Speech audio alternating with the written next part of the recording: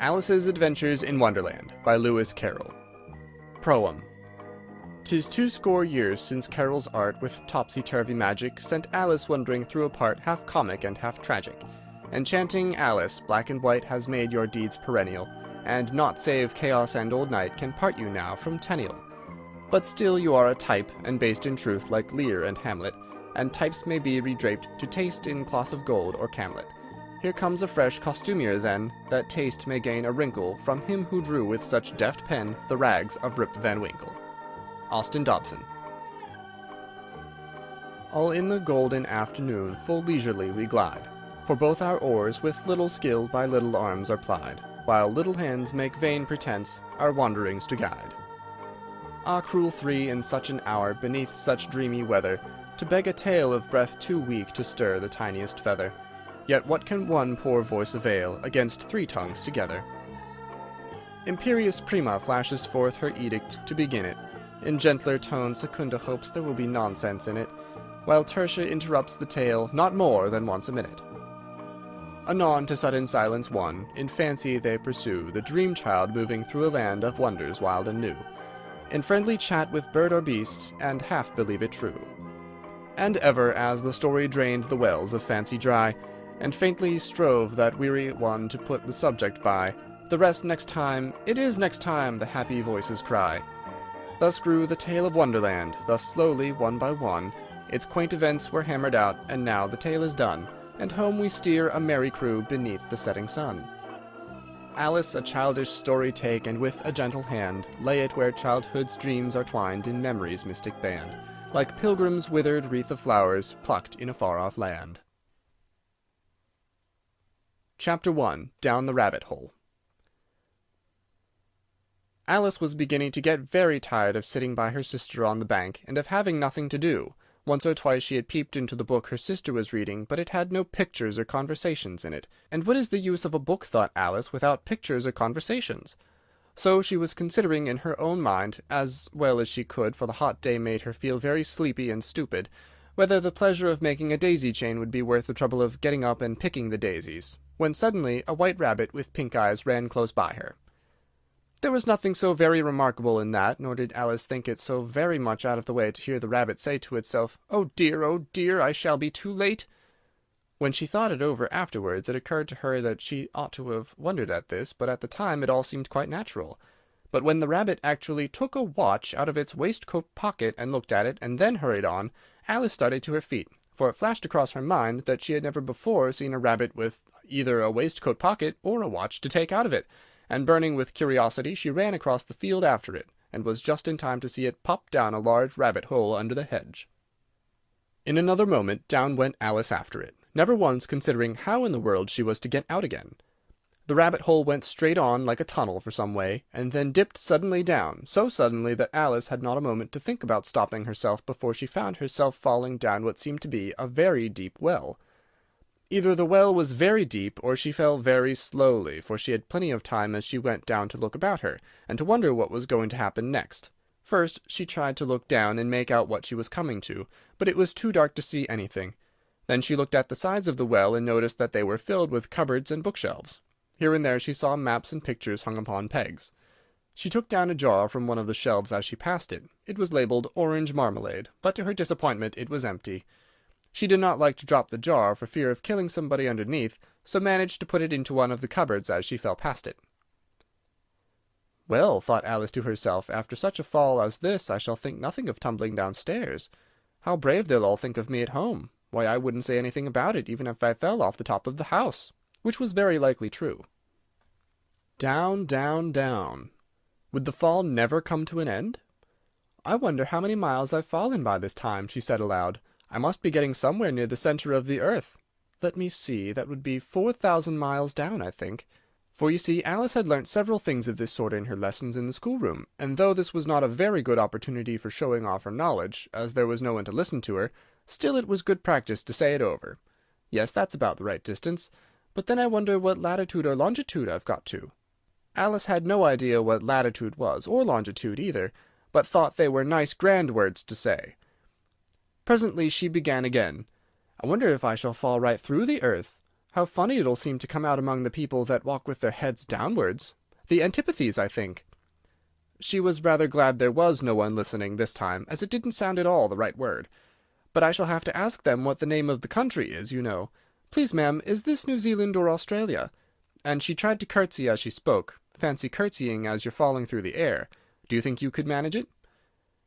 And what an ignorant little girl she'll think me. No, it'll never do to ask. Perhaps I shall see it written up somewhere. Down, down, down. There was nothing else to do, so Alice soon began talking again. "Dinah will miss me very much tonight, I should think." Dinah was the cat. "I hope they'll remember her saucer of milk at tea-time. Dinah, my dear, I wish you were here down with me. There are no mice in the air, I'm afraid, but you might catch a bat, and that's very like a mouse, you know. But do cats eat bats, I wonder?" And here Alice began to get rather sleepy, and went on saying to herself, in a dreamy sort of way, "Do cats eat bats? Do cats eat bats? And sometimes, do bats eat cats?" For you see, as she couldn't answer either question, it didn't much matter which way she put it. She felt that she was dozing off, and had just begun to dream that she was walking hand in hand with Dinah, and saying to her very earnestly, "Now, Dinah, tell me the truth. Did you ever eat a bat?" When suddenly, thump! Thump! Down she came upon a heap of sticks and dry leaves, and the fall was over. Alice was not a bit hurt, and she jumped up onto her feet in a moment. She looked up, but it was all dark overhead. Before her was another long passage, and the White Rabbit was still in sight, hurrying down it. There was not a moment to be lost. Away went Alice like the wind, and was just in time to hear it say, as it turned a corner, "Oh, my ears and whiskers, how late it's getting!" She was close behind it when she turned the corner, but the rabbit was no longer to be seen. She found herself in a long, low hall, which was lit up by a row of lamps hanging from the roof. There were doors all around the hall, but they were all locked, and when Alice had been all the way down one side and up the other, trying every door, she walked sadly down the middle, wondering how she was ever to get out again. Suddenly she came upon a little three-legged table, all made of solid glass. There was nothing on it but a tiny golden key, and Alice's first idea was that this might belong to one of the doors of the hall, but alas, either the locks were too large, or the key was too small, but at any rate it would not open any of them. However, on the second time around, she came upon a low curtain she had not noticed before, and behind it was a little door about 15 inches high. She tried the little golden key in the lock, and to her great delight it fitted. Alice opened the door, and found that it led into a small passage, not much larger than a rat-hole.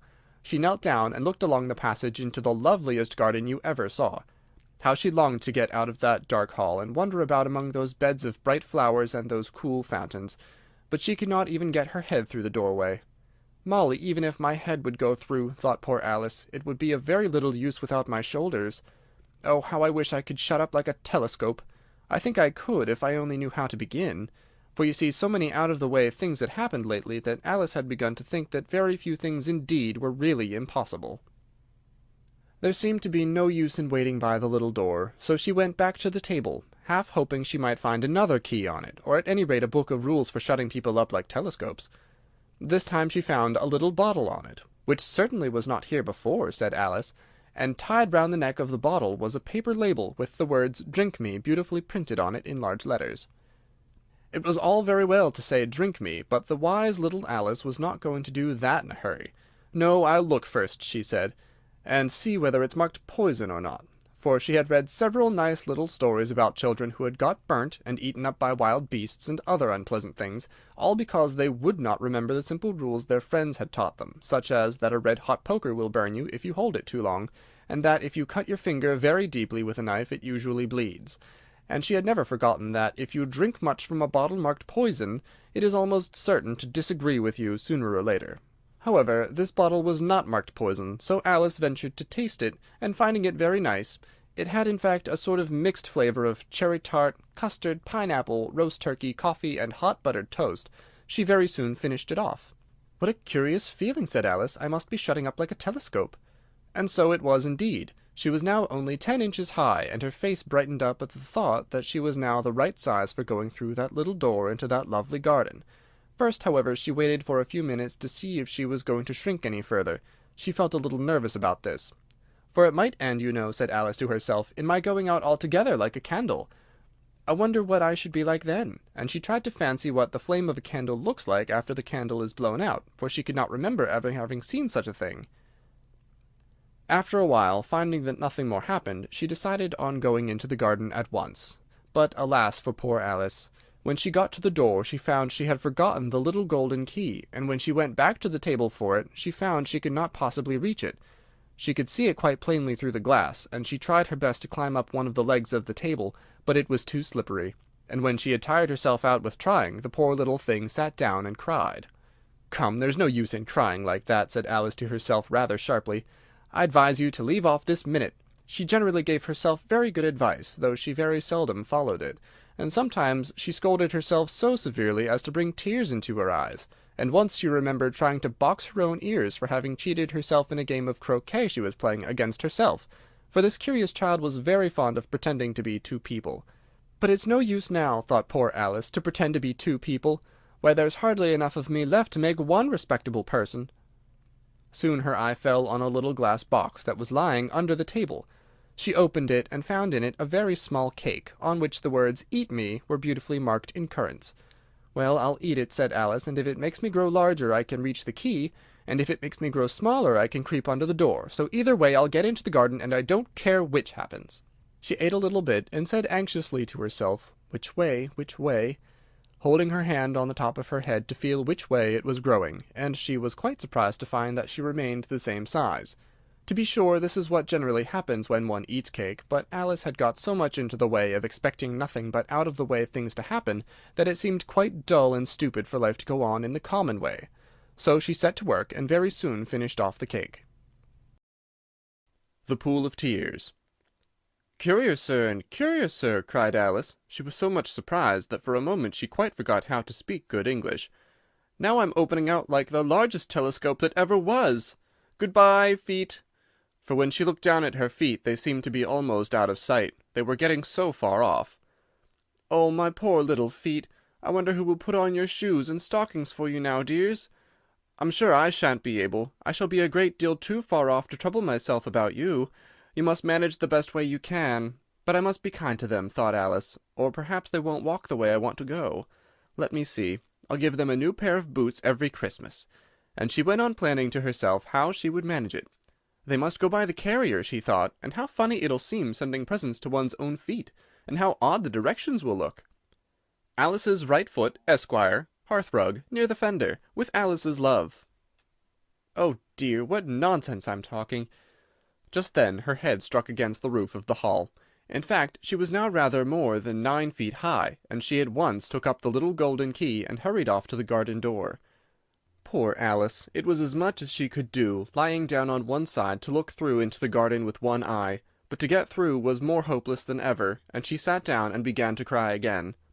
"You ought to be ashamed of yourself," said Alice. "A great girl like you," she might as well say this, "to go on crying in this way. Stop this moment, I tell you." But she went on all the same, shedding gallons of tears, until there was a large pool all round her, about 4 inches deep and reaching half down the hall. After a time she heard a little pattering of feet in the distance, and she hastily dried her eyes to see what was coming.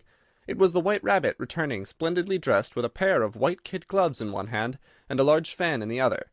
He came trotting along in a great hurry, muttering to himself as he came, "Oh, the Duchess, the Duchess! Won't she be savage if I've kept her waiting?" Alice felt so desperate that she was ready to ask help of anyone, so when the rabbit came near her she began in a low timid voice, "If you please, sir—" The rabbit started violently, dropping the white kid gloves and the fan, and scurried away into the darkness as hard as he could go. Alice took up the fan and gloves, and as the hall was very hot she kept fanning herself all the time she went on talking. "Dear, dear, how queer everything is to-day, and yesterday things went on just as usual. I wonder if I've been changed during the night. Let me think. Was I the same when I got up this morning? I almost think I can remember feeling a little different, but if I'm not the same, the next question is, who in the world am I? Ah, that's a great puzzle." And she began thinking over all the children she knew that were of the same age as herself, to see if she could have been changed for any of them. "I'm sure I'm not Ada," she said, "for her hair goes in such long ringlets, and mine doesn't go in ringlets at all. And I'm sure I can't be Mabel, for I know all sorts of things, and she knows such very little. Besides, she's she, and I'm I. And oh dear, how puzzling it all is! I'll try if I know all the things I used to know. Let me see. 4 times 5 is 12, and 4 times 6 is 13, and 4 times 7 is... Oh dear, I shall never get to 20 at that rate. However, the multiplication table doesn't signify. Let's try geography. London is the capital of Paris, and Paris is the capital of Rome, and Rome... No, that's all wrong, I'm certain. I must have been changed from Mabel. I'll try and say how doth the little. And she crossed her hands on her lap as if she were saying lessons, and began to repeat it, but her voice sounded hoarse and strange, and the words did not come the same as they used to do. How doth the little crocodile improve his shining tail, and pour the waters of the Nile on every golden scale? How cheerfully he seems to grin, how neatly spreads his claws, and welcomes little fishes in with gently smiling jaws. I'm sure those are not the right words, said poor Alice, and her eyes filled with tears again as she went on. I must be Mabel after all, and I shall have to go and live in that poky little house, and have next to no toys to play with, and oh, ever so many lessons to learn. No, I've made up my mind about it. If I'm Mabel, I'll stay down here. It'll be no use their putting their heads down and saying, Come up again, dear. I shall only look up and say, Who am I then? Tell me that first, and then if I like being that person, I'll come up. If not, I'll stay down here till I'm someone else. But, oh dear, cried Alice with a sudden burst of tears, I do wish they would put their heads down. I am so very tired of being all alone here. As she said this, she looked down at her hands, and was surprised to see that she had put on one of the rabbit's little white kid gloves while she was talking. How can I have done that? She thought. I must be growing small again. She got up and went to the table to measure herself by it, and found that, as nearly as she could guess, she was now about 2 feet high, and was going on shrinking rapidly. She soon found out that the cause of this was the fan she was holding, and she dropped it hastily just in time to avoid shrinking away altogether. That was a narrow escape, said Alice, a good deal frightened at the sudden change, but very glad to find herself still in existence. And now for the garden. And she ran with all speed back to the little door. But alas, the little door was shut again, and the little golden key was lying on the glass table as before. And things are worse than ever, thought the poor child, for I never was so small as this before, never, and I declare it's too bad that it is. As she said these words, her foot slipped, and in another moment, splash, she was up to her chin in salt water. Her first idea was that she had somehow fallen into the sea, and in that case I can go back by railway, she said to herself. Alice had been to the seaside once in her life, and had come to the general conclusion that wherever you go to on the English coast, you find a number of bathing machines in the sea, some children digging in the sand with wooden spades, then a row of lodging-houses, and behind them a railway station. However, she soon made out that she was in the pool of tears, which she had wept when she was 9 feet high. I wish I hadn't cried so much, said Alice, as she swam about, trying to find her way out. I shall be punished for it now, I suppose, by being drowned in my own tears. That will be a queer thing, to be sure. However, everything is queer to-day. Just then she heard something splashing about in the pool a little way off, and she swam nearer to make out what it was. At first she thought it must be a walrus or hippopotamus, but then she remembered how small she was now, and soon she made out that it was only a mouse that had slipped in like herself. Would it be of any use now, thought Alice, to speak to this mouse? Everything is so out of the way down here that I should think very likely that it can talk. At any rate, there's no harm in trying. So she began. "O Mouse, do you know the way out of this pool? I am very tired of swimming about here. O Mouse." Alice thought this must be the right way of speaking to a mouse. She had never done such a thing before, but she remembered having seen in her brother's Latin grammar, "A mouse, of a mouse, to a mouse, a mouse, O Mouse." The mouse looked at her rather inquisitively, and seemed to her to wink with one of its little eyes, but it said nothing. "Perhaps it doesn't understand English," thought Alice. "I dare say it's a French mouse come over with William the Conqueror," for with all her knowledge of history, Alice had no very clear notion how long ago anything had happened.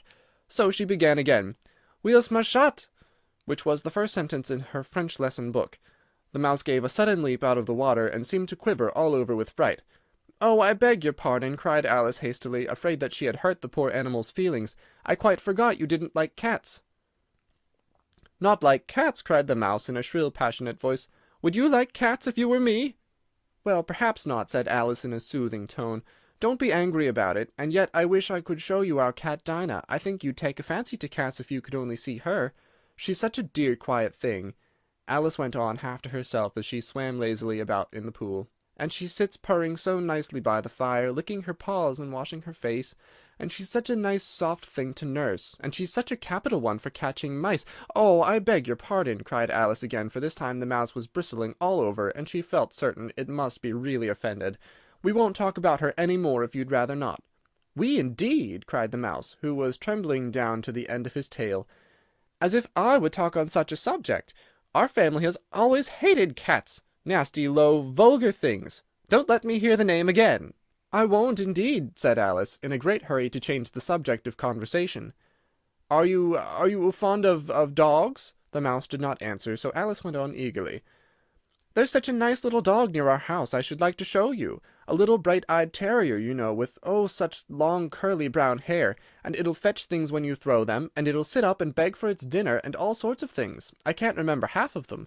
And it belongs to a farmer, you know, and he says it's so useful, it's worth £100. He says it kills all the rats, and—" "Oh, dear!" cried Alice in a sorrowful tone, "I'm afraid I've offended it again." For the mouse was swimming away from her as hard as it could go, and making quite a commotion in the pool as it went. So she called softly after it, "Mouse dear, do come back again, and we won't talk about cats or dogs either, if you don't like them." When the mouse heard this, it turned round and swam slowly back to her. Its face was quite pale, with passion, Alice thought, and it said in a low trembling voice, "Let us get to the shore, and then I'll tell you my history, and you'll understand why it is I hate cats and dogs." It was high time to go, for the pool was getting quite crowded with the birds and animals that had fallen into it. There were a duck and a dodo, a lory and an eaglet, and several other curious creatures. Alice led the way, and the whole party swam to the shore. A caucus race and a long tail. They were indeed a queer-looking party that assembled on the bank, the birds with draggled feathers, the animals with their fur clinging close to them, and all dripping wet, cross, and uncomfortable. The first question, of course, was how to get dry again. They had a consultation about this, and after a few minutes it seemed quite natural to Alice to find herself talking familiarly with them, as if she had known them all her life. Indeed, she had quite a long argument with the lory, who at last turned sulky, and would only say, "I'm older than you, and must know better." And this Alice would not allow without knowing how old it was, and as the lory positively refused to tell its age, there was no more to be said. At last, the mouse, who seemed to be a person of authority among them, called out, "Sit down, all of you, and listen to me. I'll soon make you dry enough." They all sat down at once, in a large ring, with the mouse in the middle. Alice kept her eyes anxiously fixed on it, for she felt sure she would catch a bad cold if she did not get dry very soon. "Ahem!" said the mouse with an important air. "Are you all ready? This is the driest thing I know. Silence all round, if you please. William the Conqueror, whose cause was favoured by the Pope, was soon submitted to by the English, who wanted leaders, and had been of late much accustomed to usurpation and conquest. Edwin and Morcar, the Earls of Mercia and Northumbria—" "Ah!" said the lory with a shiver. "I beg your pardon," said the mouse, frowning, but very politely. "Did you speak?" "Not I," said the lory hastily. "I thought you did," said the mouse. "I proceed. Edwin and Morcar, the Earls of Mercia and Northumbria, declared for him, and even Stigand, the patriotic Archbishop of Canterbury, found it advisable—" "Found what?" said the duck. "Found it," the mouse replied rather crossly. "Of course you know what it means." "I know what it means well enough when I find a thing," said the duck. "It's generally a frog or a worm. The question is, what did the Archbishop find?" The mouse did not notice this question, but hurriedly went on. "Found it advisable to go with Edgar Atheling to meet William and offer him the crown. William's conduct at first was moderate, but the insolence of his Normans— How are you getting on now, my dear?" it continued, turning to Alice as it spoke. "As wet as ever," said Alice in a melancholy tone. "Doesn't seem to dry me at all." "In that case," said the dodo solemnly, rising to its feet, "I move that the meeting adjourn for the immediate adoption of more energetic remedies." "Speak English," said the eaglet. "I don't know the meaning of half those long words, and what's more, I don't believe you do either." And the eaglet bent down its head to hide a smile. Some of the other birds tittered audibly. "What I was going to say," said the Dodo in an offended tone, "was that the best thing to get us dry would be a caucus race." "What is a caucus race?" said Alice, not that she much wanted to know, but the Dodo had paused as if it thought that somebody ought to speak, and no one else seemed inclined to say anything. "Why," said the Dodo, "the best way to explain it is to do it. And as you might like to try the thing yourself some winter day, I will tell you how the Dodo managed it. First, it marked out a race course in a sort of circle. The exact shape doesn't matter, it said. And then all the party were placed along the course here and there. There was no 1, 2, 3, and away, but they began running when they liked, and left off when they liked, so that it was not easy to know when the race was over. However, when they had been running half an hour or so, and were quite dry again, the Dodo suddenly called, 'The race is over!' and they all crowded round it, panting and asking, 'But who has won?'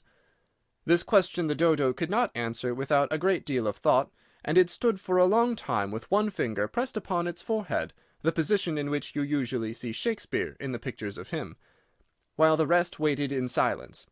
At last the Dodo said, 'Everybody has won, and all must have prizes.' "'But who is to give the prizes?' quite a chorus of voices asked. "'Why, she, of course,' said the Dodo, pointing to Alice with one finger, and the whole party at once crowded round her, calling out in a confused way, 'Prizes! Prizes!' Alice had no idea what to do, and in despair she put her hand in her pocket and pulled out a box of comfits. Luckily the salt water had not got into it, and handed them round as prizes. There was exactly one piece all round. "'But she must have a prize herself, you know,' said the Mouse. "'Of course,' the Dodo replied very gravely. "'What else have you got in your pocket?' it went on, turning to Alice. "'Only a thimble,' said Alice sadly. "'Hand it over here,' said the Dodo. Then they all crowded round her once more, while the Dodo solemnly presented the thimble, saying, "We beg your acceptance of this elegant thimble." And when it had finished this short speech, they all cheered. Alice thought the whole thing very absurd, but they all looked so grave that she did not dare to laugh, and as she could not think of anything to say, she simply bowed and took the thimble, looking as solemn as she could. The next thing was to eat the comfit. This caused some noise and confusion, as the large birds complained that they could not taste theirs, and the small ones choked and had to be patted on the back. However, it was over at last, and they sat down again in a ring, and begged the Mouse to tell them something more. "You promised to tell me your history, you know," said Alice, "and why it is you hate C and D," she added in a whisper, half afraid that it would be offended again. "Mine is a long and sad tale," said the Mouse, turning to Alice and sighing. "It is a long tale, certainly," said Alice, looking down with wonder at the Mouse's tail. "But why do you call it sad?" And she kept on puzzling about it while the Mouse was speaking, so that her idea of the tale was something like this. "Fury said to a mouse that he met in the house, 'Let us both go to law. I will prosecute you. Come, I'll take no denial, we must have the trial, for really this morning I've nothing to do.' Said the Mouse to the Cur, 'Such a trial, dear sir, with no jury or judge, would be wasting our breath.' 'I'll be judge, I'll be jury,' said cunning old Fury. 'I'll try the whole cause, and condemn you to death.'" "You're not attending," said the Mouse to Alice severely. "What are you thinking of?" "I beg your pardon," said Alice very humbly. "You had got to the fifth bend, I think." "I had not!" cried the Mouse angrily. "A knot?" said Alice, always ready to make herself useful, and looking anxiously about her. "Oh, do let me help to undo it." "I shall do nothing of the sort," said the Mouse, getting up and walking away. "You insult me by talking such nonsense." "I didn't mean it," pleaded poor Alice, "but you're so easily offended, you know." The Mouse only growled in reply. "Please come back and finish your story," Alice called after it, and the others all joined in chorus, "Yes, please do!" But the Mouse only shook its head impatiently and walked a little quicker. "What a pity it wouldn't stay," sighed the Lory, as soon as it was quite out of sight, and an old crab took the opportunity of saying to her daughter, Ah, my dear, let this be a lesson to you never to lose your temper. Hold your tongue, Ma, said the young crab a little snappishly. You're enough to try the patience of an oyster. I wish I had our Dinah here, I know I do, said Alice aloud, addressing nobody in particular. She'd soon fetch it back. And who is Dinah, if I might venture to ask the question? Said the Lory. Alice replied eagerly, for she was always ready to talk about her pet. Dinah's our cat, and she's such a capital one for catching mice, you can't think. And oh, I wish you could see her after the birds. Why, she'll eat a little bird as soon as look at it. This speech caused a remarkable sensation among the party. Some of the birds hurried off at once. One old magpie began wrapping itself up very carefully, remarking, I really must be getting home. The night air doesn't suit my throat. And a canary called out in a trembling voice to its children, Come away, my dears. It's a high time you were all in bed. On various pretexts they all moved off, and Alice was soon left alone. I wish I hadn't mentioned Dinah, she said to herself in a melancholy tone. Nobody seems to like her down here, and I'm sure she's the best cat in the world. Oh, my dear Dinah, I wonder if I shall ever see you any more. And here poor Alice began to cry again, for she felt very lonely and low-spirited. In a little while, however, she again heard a little pattering of footsteps in the distance, and she looked up eagerly, half hoping that the mouse had changed his mind, and was coming back to finish his story. The Rabbit Sends in a Little Bill. It was the White Rabbit trotting slowly back again, and looking nervously about as it went, as if it had lost something, and she heard it muttering to itself, the Duchess, oh, my dear paws, oh, my fur and whiskers, she'll get me executed as sure as ferrets are ferrets. Where can I have dropped them, I wonder? Alice guessed in a moment that it was looking for the fan and the pair of white kid gloves, and she very good-naturedly began hunting about for them. But they were nowhere to be seen. Everything seemed to have changed since her swim in the pool, and the great hall, with the glass table and the little door, had vanished completely. Very soon the rabbit noticed Alice, as she went hunting about, and called out to her in an angry tone, Why, Mary Ann, what are you doing out here? Run home this moment, and fetch me a pair of gloves and a fan. Quick now! And Alice was so much frightened that she ran off at once in the direction it pointed to, without trying to explain the mistake it had made. He took me for his housemaid, she said to herself as she ran.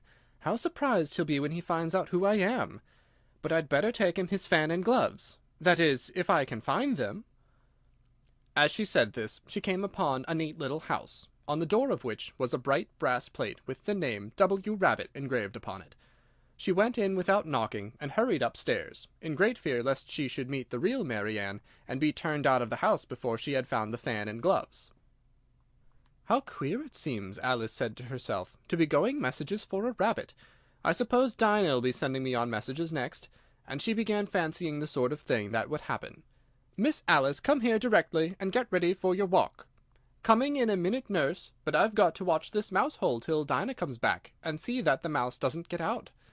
Only I don't think, Alice went on, that they'd let Dinah stop in the house if it began ordering people about like that.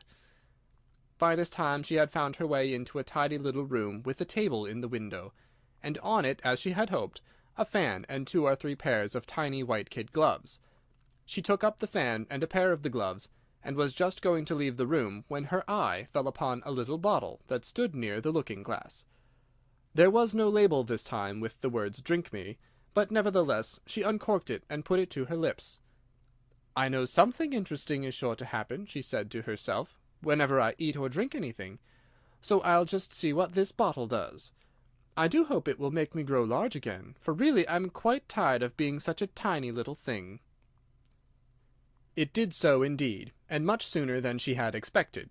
Before she had drunk half the bottle, she found her head pressing against the ceiling, and had to stoop to save her neck from being broken. She hastily put down the bottle, saying to herself, That's quite enough. I hope I shan't grow any more. As it is, I can't get out at the door. I do wish I hadn't drunk quite so much. Alas, it was too late to wish that. She went on growing, and very soon had to kneel down on the floor. In another minute there was not even room for this, and she tried the effect of lying down with one elbow against the door, and the other arm curled round her head. Still she went on growing, and as a last resource she put one arm out of the window and one foot up the chimney, and said to herself, "Now I can do no more, whatever happens. What will become of me?" Luckily for Alice, the little magic bottle had now had its full effect, and she grew no larger. Still it was very uncomfortable, and as there seemed to be no sort of chance of her ever getting out of the room again, no wonder she felt unhappy. It was much pleasanter at home, thought poor Alice, when one wasn't always growing larger and smaller, and being ordered about by mice and rabbits. I almost wish I hadn't gone down that rabbit-hole. And yet it's rather curious, you know, this sort of life. I do wonder what can have happened to me.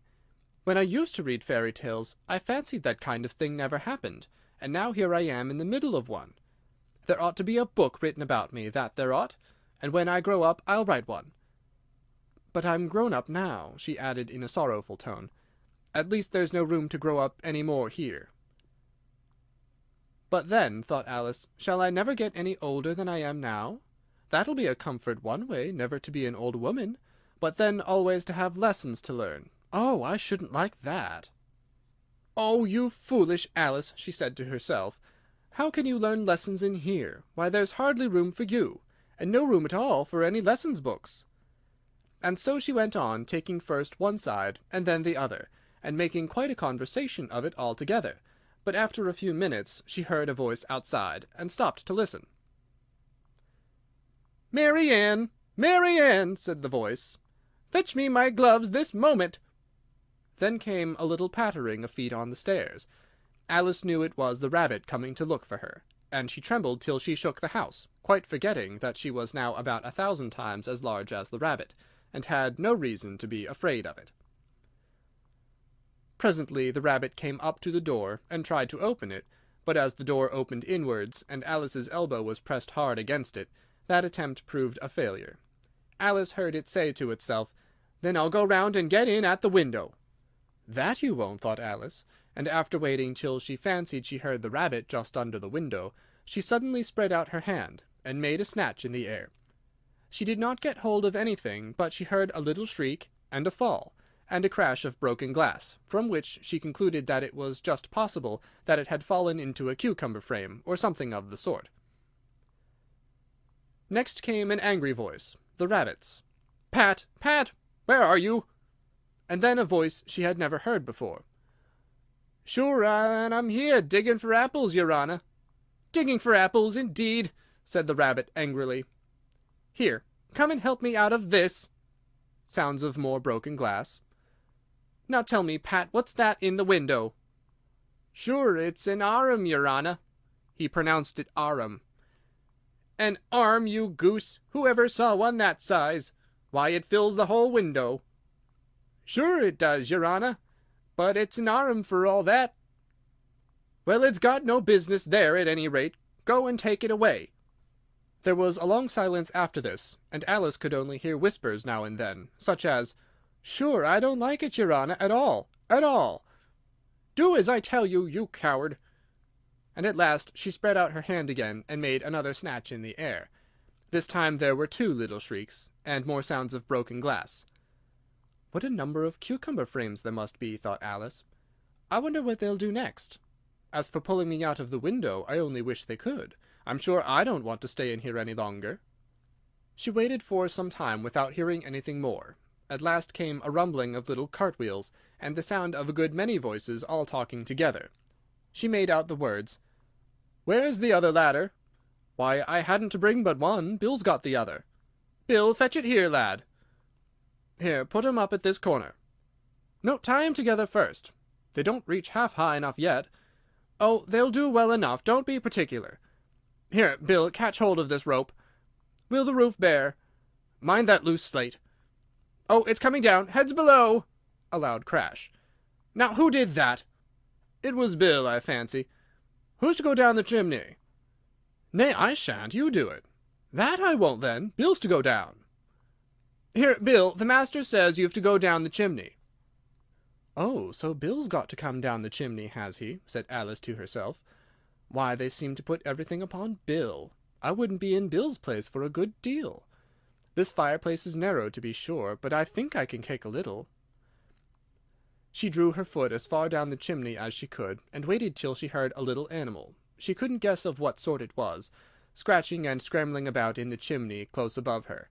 Then, saying to herself, "This is Bill," she gave one sharp kick, and waited to see what would happen next. The first thing she heard was a general chorus of "There goes Bill!" Then the rabbit's voice alone, "Catch him, you by the hedge!" Then silence, and then another confusion of voices. "Hold up his head! Brandy now! Don't choke him! How was it, old fellow? What happened to you? Tell us about it." At last came a little feeble squeaking voice. "That's Bill," thought Alice. "Well, I hardly know. No more, thank'ee. I'm better now. But I'm a deal too flustered to tell you. All I know is something comes at me like a jack-in-the-box, and up I goes like a skyrocket." "So you did, old fellow," said the others. "We must burn the house down," said the rabbit's voice, and Alice called out as loud as she could, "If you do, I'll set Dinah at you." There was a dead silence instantly, and Alice thought to herself, "I wonder what they will do next. If they had any sense, they'd take the roof off." After a minute or two they began moving about again, and Alice heard the rabbit say, "A barrowful will do, to begin with." "A barrowful of what?" thought Alice.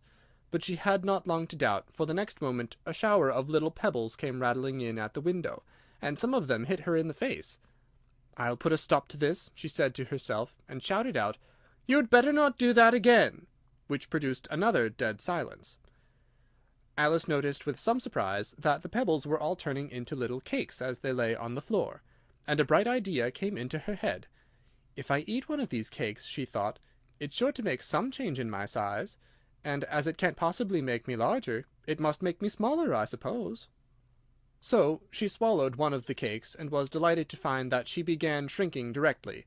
As soon as she was small enough to get through the door, she ran out of the house, and found quite a crowd of little animals and birds waiting outside. The poor little lizard Bill was in the middle, being held up by 2 guinea pigs, who were giving it something out of a bottle. They all made a rush at Alice the moment she appeared, but she ran off as hard as she could, and soon found herself safe in a thick wood.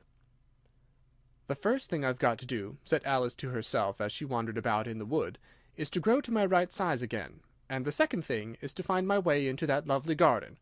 I think that will be the best plan." It sounded an excellent plan, no doubt, and very neatly and simply arranged.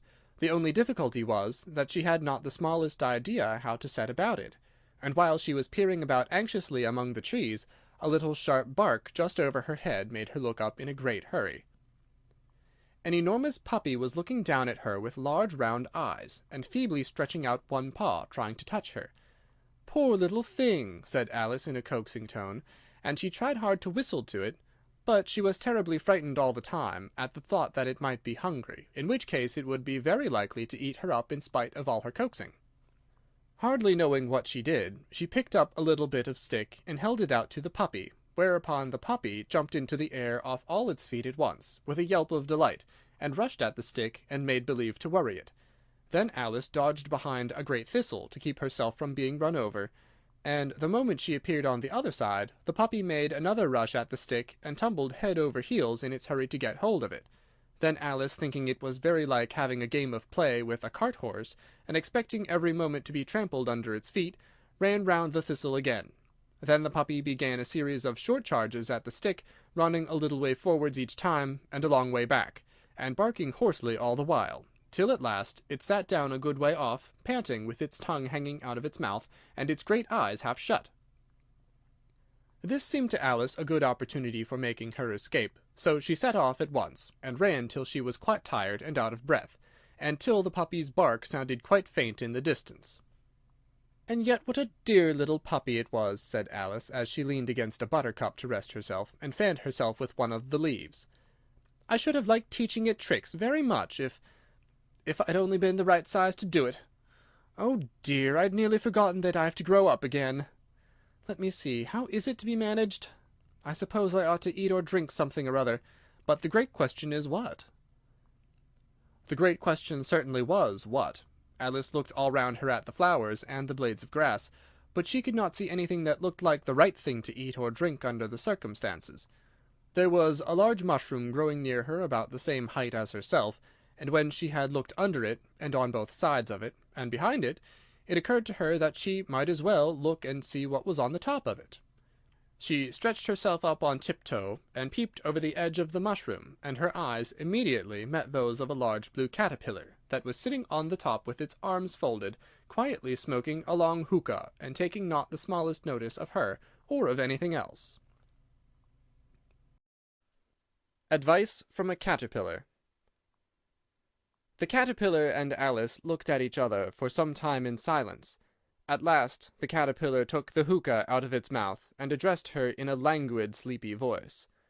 "Who are you?" said the caterpillar. This was not an encouraging opening for a conversation. Alice replied, rather shyly, "I hardly know, sir, just at present. At least I know who I was when I got up this morning, but I think I must have been changed several times since then." "What do you mean by that?" said the caterpillar sternly. "Explain yourself." "I can't explain myself, I'm afraid, sir," said Alice, "because I'm not myself, you see." "I don't see," said the caterpillar. "I'm afraid I can't put it more clearly," Alice replied very politely, "for I can't understand it myself to begin with, and being so many different sizes in a day is very confusing." "It isn't," said the caterpillar. "Well, perhaps you haven't found it so yet," said Alice, "but when you have to turn into a chrysalis, you will some day, you know, and then after that into a butterfly, I should think you'll feel it a little queer, won't you?" "Not a bit," said the caterpillar. "Well, perhaps your feelings may be different," said Alice. "All I know is, it would feel very queer to me." "You!" said the caterpillar contemptuously. "Who are you?" Which brought them back again to the beginning of the conversation. Alice felt a little irritated at the caterpillar's making such very short remarks, and she drew herself up and said, very gravely, "I think you ought to tell me who you are first." "Why?" said the caterpillar. Here was another puzzling question, and as Alice could not think of any good reason, and as the caterpillar seemed to be in a very unpleasant state of mind, she turned away. "Come back," the caterpillar called after her. "I've something important to say." This sounded promising, certainly. Alice turned and came back again. "Keep your temper," said the caterpillar. "Is that all?" said Alice, swallowing down her anger as well as she could. "No," said the caterpillar. Alice thought she might as well wait, as she had nothing else to do, and perhaps, after all, it might tell her something worth hearing. For some minutes it puffed away without speaking, but at last it unfolded its arms, took the hookah out of its mouth again, and said, "So you think you're changed, do you?" "I'm afraid I am, sir," said Alice. "I can't remember things as I used, and I don't keep the same size for 10 minutes together." "Can't remember what things?" said the caterpillar. "Well, I've tried to say, how doth the little busy bee, but it all came different," Alice replied in a very melancholy voice. "Repeat, 'You are old Father William,'" said the caterpillar. Alice folded her hands and began. "You are old, Father William," the young man said, "and your hair has become very white. And yet you incessantly stand on your head. Do you think, at your age, it is right?" "In my youth," Father William replied to his son, "I feared it might injure the brain. But now that I am perfectly sure I have none, why do I do it again and again?" "You are old," said the youth, "as I mentioned before, and have grown most uncommonly fat. Yet you turned a back somersault in at the door. Pray, what is the reason of that?" "In my youth," said the sage, as he shook his grey locks, "I kept all my limbs very supple. By the use of this ointment, 1 shilling the box. Allow me to sell you a couple." "You are old," said the youth, "and your jaws are too weak for anything tougher than suet. Yet you finished the goose with the bones and the beak. Pray, how did you manage to do it?" "In my youth," said his father, "I took to the law, and argued each case with my wife, and the muscular strength which it gave to my jaw has lasted the rest of my life." "You are old," said the youth. "One would hardly suppose that your eye was as steady as ever. Yet you balanced an eel on the end of your nose. What made you so awfully clever?" "I have answered 3 questions, and that is enough," said his father. "Don't give yourself airs. Do you think I can listen all day to such stuff? Be off, or I'll kick you downstairs." "That is not said right," said the Caterpillar. "Not quite right, I'm afraid," said Alice timidly. "Some of the words have got altered." "It is wrong from beginning to end," said the Caterpillar decidedly, and there was silence for some minutes. The Caterpillar was the first to speak. "What size do you want to be?" it asked. "Oh, I'm not particular as to size," Alice hastily replied. "Only one doesn't like changing so often, you know." "I don't know," said the Caterpillar. Alice said nothing. She had never been so much contradicted in all her life before, and she felt that she was losing her temper. "Are you content now?" said the Caterpillar. "Well, I should like to be a little larger, sir, if you wouldn't mind," said Alice. 3 inches is such a wretched height to be." "It is a very good height indeed," said the Caterpillar angrily, rearing itself upright as it spoke. It was exactly 3 inches high. "But I'm not used to it," pleaded poor Alice in a piteous tone, and she thought to herself, "I wish the creatures wouldn't be so easily offended." "You'll get used to it in time," said the Caterpillar, and it put its hookah into its mouth and began smoking again. This time Alice waited patiently until it chose to speak again. In a minute or 2 the Caterpillar took the hookah out of its mouth, and yawned once or twice, and shook itself. Then it got down off the mushroom, and crawled away into the grass, merely remarking as it went, "One side will make you grow taller, and the other side will make you grow shorter." "One side of what?" "The other side of what?" thought Alice to herself. "Of the mushroom," said the Caterpillar, just as if she had asked it aloud, and in another moment it was out of sight. Alice remained looking thoughtfully at the mushroom for a minute, trying to make out which were the 2 sides of it, and as it was perfectly round, she found this a very difficult question. However, at last she stretched her arms round it as far as they would go, and broke off a bit of the edge with each hand. "And now which is which?" she said to herself, and nibbled a little of the right-hand bit to try the effect. The next moment she felt a violent blow underneath her chin. It had struck her foot. She was a good deal frightened by this very sudden change, but she felt that there was no time to be lost, and as she was shrinking rapidly, so she set to work at once to eat some of the other bit. Her chin was pressed so closely against her foot that there was hardly room to open her mouth, but she did it at last, and managed to swallow a morsel of the left-hand bit. "Come, my head's free at last," said Alice in a tone of delight, which changed into alarm in another moment, when she found that her shoulders were nowhere to be found. All she could see, when she looked down, was an immense length of neck, which seemed to rise like a stalk out of a sea of green leaves that lay far below her. "What can all that green stuff be?" said Alice. "And where have my shoulders got to? And oh, my poor hands! How is it I cannot see you?" She was moving them about as she spoke, but no result seemed to follow, except a little shaking among the distant green leaves. As there seemed to be no chance of getting her hands up to her head, she tried to get her head down to them, and was delighted to find that her neck would bend about easily in any direction, like a serpent. She had just succeeded in curving it down into a graceful zigzag, and was going to dive in among the leaves, which she found to be nothing but the tops of the trees under which she had been wandering, when a sharp hiss made her draw back in a hurry. A large pigeon had flown into her face, and was beating her violently with its wings. "Serpent!" screamed the pigeon. "I'm not a serpent," said Alice indignantly. "Let me alone." "Serpent, I say again!" repeated the pigeon, but in a more subdued tone, and added with a kind of a sob, "I've tried every way, and nothing seems to suit them."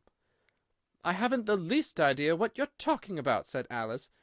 "I've tried the roots of trees, and I've tried banks, and I've tried hedges," the pigeon went on, without attending to her. "But those serpents! There's no pleasing them." Alice was more and more puzzled, but she thought there was no use in saying anything more till the pigeon had finished. "As if it wasn't trouble enough hatching the eggs," said the pigeon. but I must be on the lookout for serpents night and day. Why, I haven't had a wink of sleep these 3 weeks." "I'm very sorry you've been annoyed," said Alice, who was beginning to see its meaning.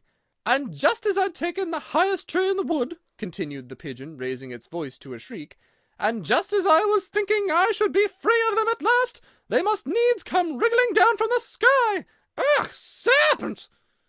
"But I'm not a serpent, I tell you," said Alice. I'm a...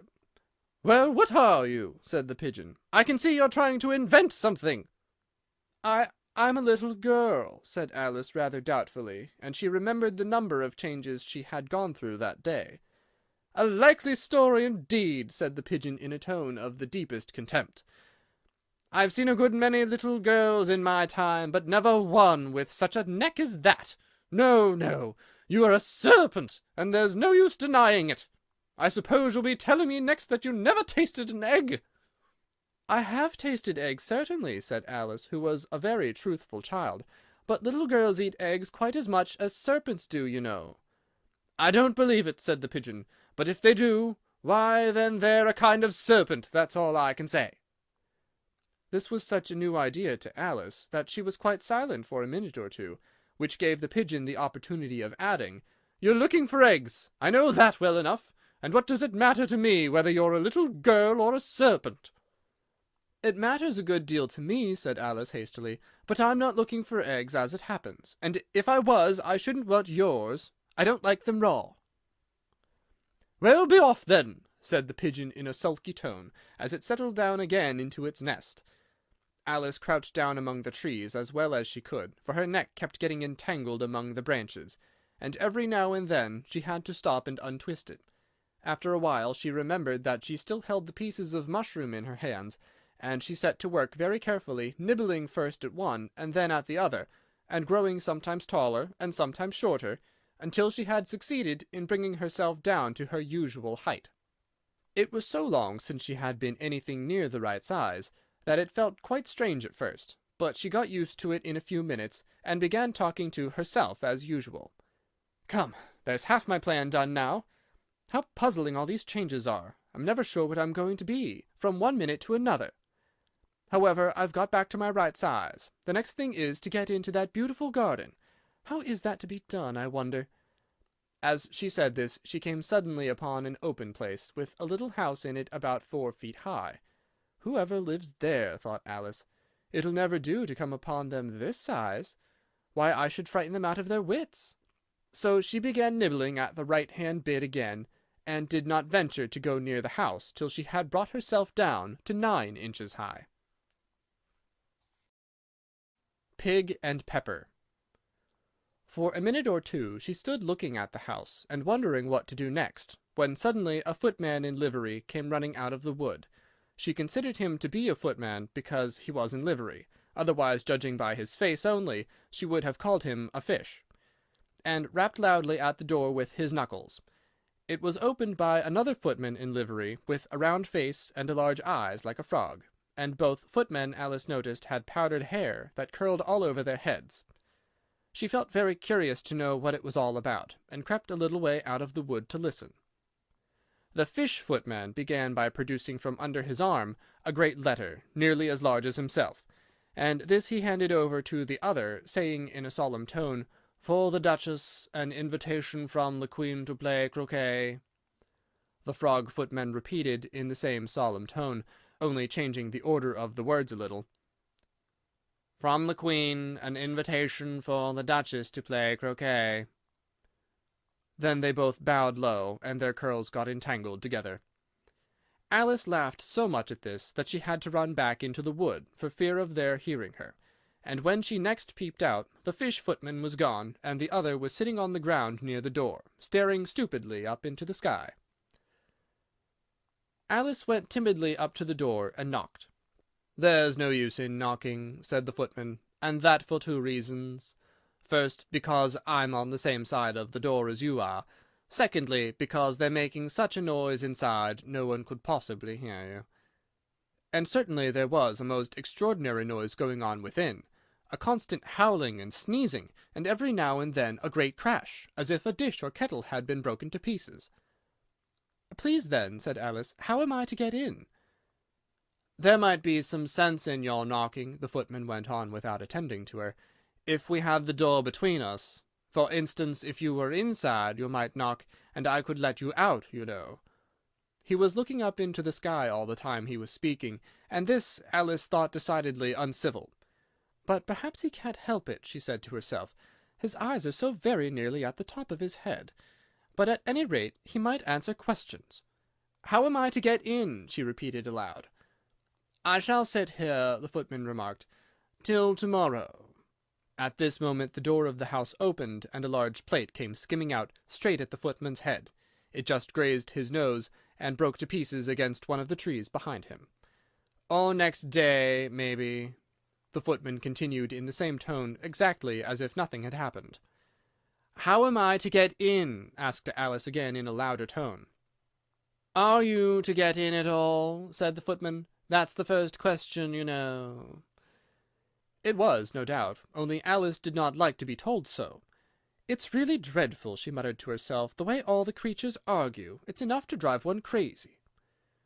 The footman seemed to consider this a good opportunity for repeating his remark, with variations. "I shall sit here," he said, "on and off, for days and days." "But what am I to do?" said Alice. "Anything you like," said the footman, and began whistling. "Oh, there's no use in talking to him," said Alice desperately. "He's perfectly idiotic." And she opened the door and went in. The door led right into a large kitchen, which was full of smoke from one end to the other. The Duchess was sitting on a three-legged stool in the middle, nursing a baby. The cook was leaning over the fire, stirring a large cauldron which seemed to be full of soup. "There's certainly too much pepper in that soup," Alice said to herself, as well as she could for sneezing. There was certainly too much of it in the air. Even the Duchess sneezed occasionally, and the baby was sneezing and howling alternately, without a moment's pause. The only things in the kitchen that did not sneeze were the cook and a large cat which was sitting on the hearth and grinning from ear to ear. "Please, would you tell me," said Alice a little timidly, for she was not quite sure whether it was good manners for her to speak first, "why your cat grins like that?" "It's a Cheshire cat," said the Duchess, "and that's why. Pig!" She said the last word with such sudden violence that Alice quite jumped, but she saw in another moment that it was addressed to the baby and not to her, so she took courage and went on again. "I didn't know that Cheshire cats always grinned. In fact, I didn't know that cats could grin." "They all can, and most of 'em do." "I don't know of any that do," Alice said very politely, feeling quite pleased to have got into a conversation. "You don't know much," said the Duchess, "and that's a fact." Alice did not at all like the tone of this remark, and thought it would be as well to introduce some other subject of conversation. While she was trying to fix on one, the cook took the cauldron of soup off the fire, and at once set to work throwing everything within her reach at the Duchess and the baby. The fire irons came first, then followed a shower of saucepans, plates, and dishes. The Duchess took no notice of them even when they hit her, and the baby was howling so much already that it was quite impossible to say whether the blows hurt it or not. "Oh, please mind what you're doing!" cried Alice, jumping up and down in an agony of terror. "Oh, there goes his precious nose!" as an unusually large saucepan flew close by it, and very nearly carried it off. "If everybody minded their own business," the Duchess said in a hoarse growl, "the world would go round a deal faster than it does." "Which would not be an advantage," said Alice, who felt very glad to get an opportunity of showing off a little of her knowledge. "Just think what work it would make with the day and the night. You see, the earth takes 24 hours to turn round on its axis." "Talking of axes," said the Duchess, "chop off her head." Alice glanced rather anxiously at the cook, to see if she meant to take the hint, but the cook was busily engaged in stirring the soup, and did not seem to be listening, so she ventured to go on again. 24 hours, I think, or is it 12? "Oh, don't bother me," said the Duchess. "I never could abide figures." And with that she began nursing her child again, singing a sort of lullaby to it as she did so, and giving it a violent shake at the end of every line. "Speak roughly to your little boy, and beat him when he sneezes. He only does it to annoy, because he knows it teases." Chorus, in which the cook and the baby joined. Wow, wow, wow. While the Duchess sang the second verse of the song, she kept tossing the baby violently up and down, and the poor little thing howled so that Alice could hardly hear the words. I speak severely to my boy. I beat him when he sneezes, for he can thoroughly enjoy the pepper when he pleases. Wow, wow, wow. Here, you may nurse it a bit if you like, the Duchess said to Alice, flinging the baby at her as she spoke. I must go and get ready to play croquet with the Queen. And she hurried out of the room. The cook threw a frying-pan after her as she went out, but it just missed her. Alice caught the baby with some difficulty, as it was a queer-shaped little creature, and held out its arms and legs in all directions. Just like a starfish, thought Alice. The poor little thing was snorting like a steam-engine when she caught it, and kept doubling itself up and straightening itself out again, so that altogether, for the first minute or two, it was as much as she could do to hold it.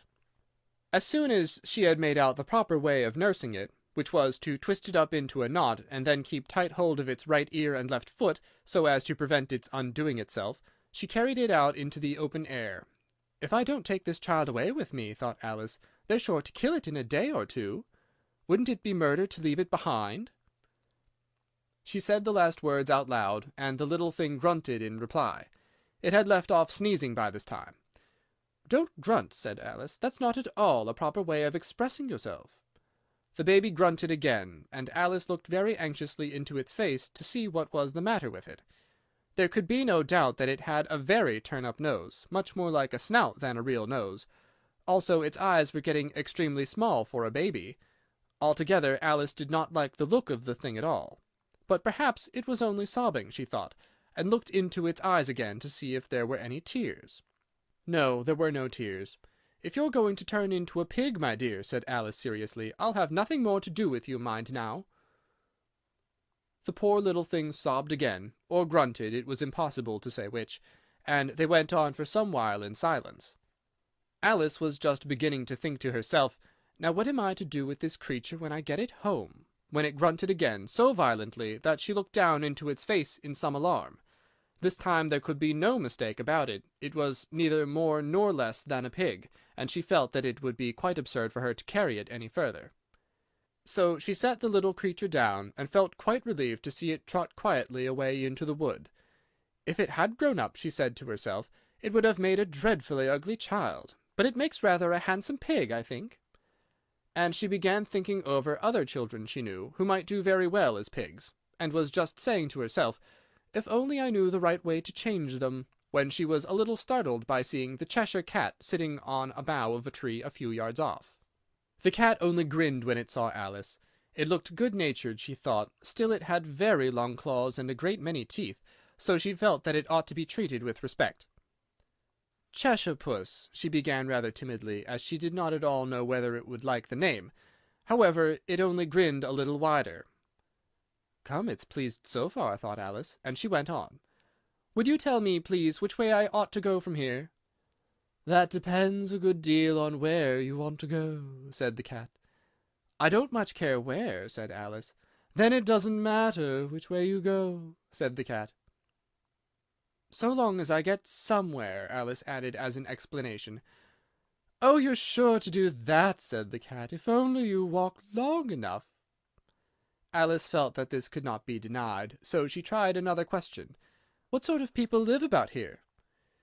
In that direction, the cat said, waving its right paw round, lives a hatter, and in that direction, waving the other paw, lives a March hare. Visit either you like, they're both mad. But I don't want to go among mad people, Alice remarked.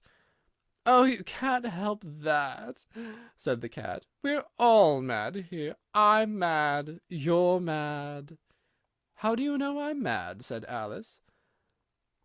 You must be, said the cat, or you wouldn't have come here. Alice didn't think that proved it at all. However, she went on. And how do you know that you're mad? To begin with, said the cat, a dog's not mad. You grant that? I suppose so, said Alice. Well, then, the cat went on, you see, a dog growls when it's angry, and wags its tail when it's pleased. Now I growl when I'm pleased, and wag my tail when I'm angry. Therefore I'm mad." "I call it purring, not growling," said Alice. "Call it what you like," said the cat. "Do you play croquet with the Queen to-day?" "I should like it very much," said Alice, "but I haven't been invited yet." "You'll see me there," said the cat, and vanished. Alice was not much surprised at this. She was getting so used to queer things happening. While she was looking at the place where it had been, it suddenly appeared again.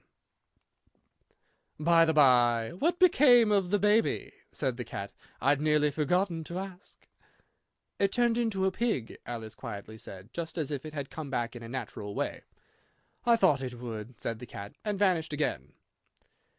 Alice waited a little, half expecting to see it again, but it did not appear, and after a minute or two she walked on in the direction in which the March Hare was said to live.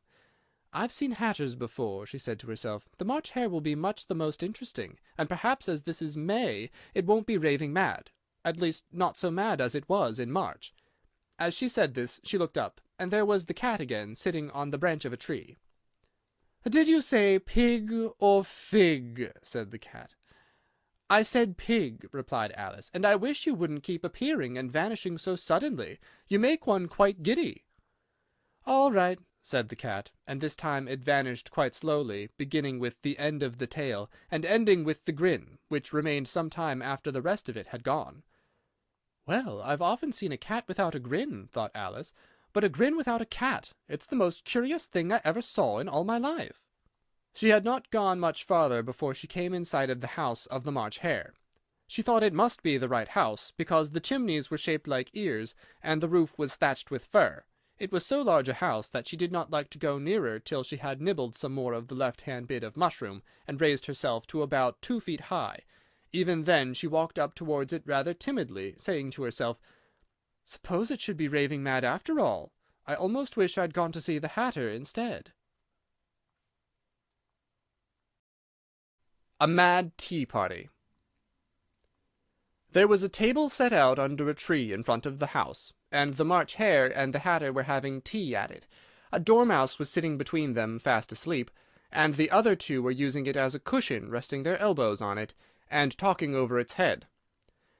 "Very uncomfortable for the dormouse," thought Alice, "only as it's asleep, suppose it doesn't mind." The table was a large one, but the three were all crowded together at one corner of it. "No room! No room!" they cried out when they saw Alice coming. "There's plenty of room," said Alice indignantly, and she sat down in a large armchair at one end of the table. "Have some wine," the March Hare said in an encouraging tone. Alice looked all round the table, but there was nothing on it but tea. "I don't see any wine," she remarked. "There isn't any," said the March Hare. "Then it wasn't very civil of you to offer it," said Alice angrily. "It wasn't very civil of you to sit down without being invited," said the March Hare. "I didn't know it was your table," said Alice. "It's laid for a great many more than 3." "Your hair wants cutting," said the Hatter. He had been looking at Alice for some time with great curiosity, and this was his first speech. "You should learn not to make personal remarks," Alice said with some severity. "It's very rude." The Hatter opened his eyes very wide on hearing this, but all he said was, "Why is a raven like a writing desk?" "Come, we shall have some fun now," thought Alice. "I'm glad they've begun asking riddles. I believe I can guess that," she added aloud. "Do you mean that you think you can find out the answer to it?" said the March Hare. "Exactly so," said Alice. "Then you should say what you mean," the March Hare went on. "I do," Alice hastily replied. At least I mean what I say. That's the same thing, you know." "Not the same thing a bit," said the Hatter. "Why, you might just as well say that I see what I eat is the same thing as I eat what I see." "You might just as well say," added the March Hare, "that I like what I get is the same thing as I get what I like." "You might just as well say," added the Dormouse, which seemed to be talking in his sleep, "that I breathe when I sleep is the same thing as I sleep when I breathe." "It is the same thing with you," said the Hatter, and here the conversation dropped, and the party sat silent for a minute, while Alice thought over all she could remember about ravens and writing desks, which wasn't much. The Hatter was the first to break the silence. "What day of the month is it?" he said, turning to Alice. He had taken his watch out of his pocket, and was looking at it uneasily, shaking it every now and then, and holding it to his ear. Alice considered a little, and then said, "The 4th."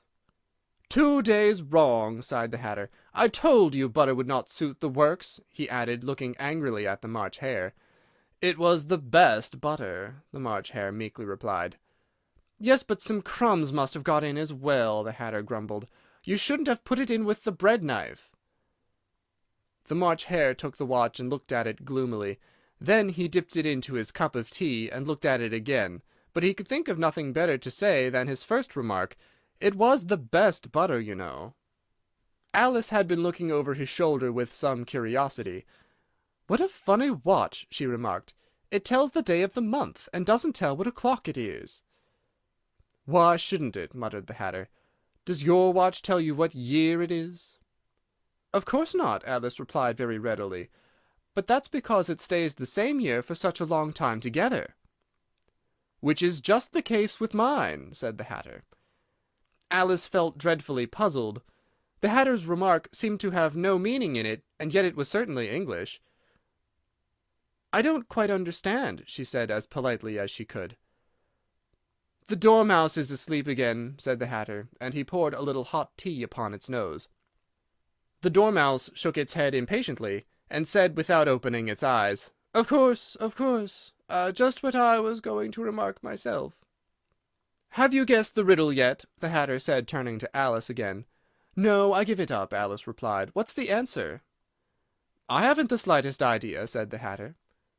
"Nor I," said the March Hare. Alice sighed wearily. "I think you might do something better with the time," she said, "than wasting it asking riddles with no answers." "If you knew time as well as I do," said the Hatter, "you wouldn't talk about wasting it. It's him." "I don't know what you mean," said Alice. "Of course you don't," the Hatter said, tossing his head contemptuously. "I dare say you never spoke to time." "Perhaps not," Alice cautiously replied. "But I know I have to beat time when I learn music."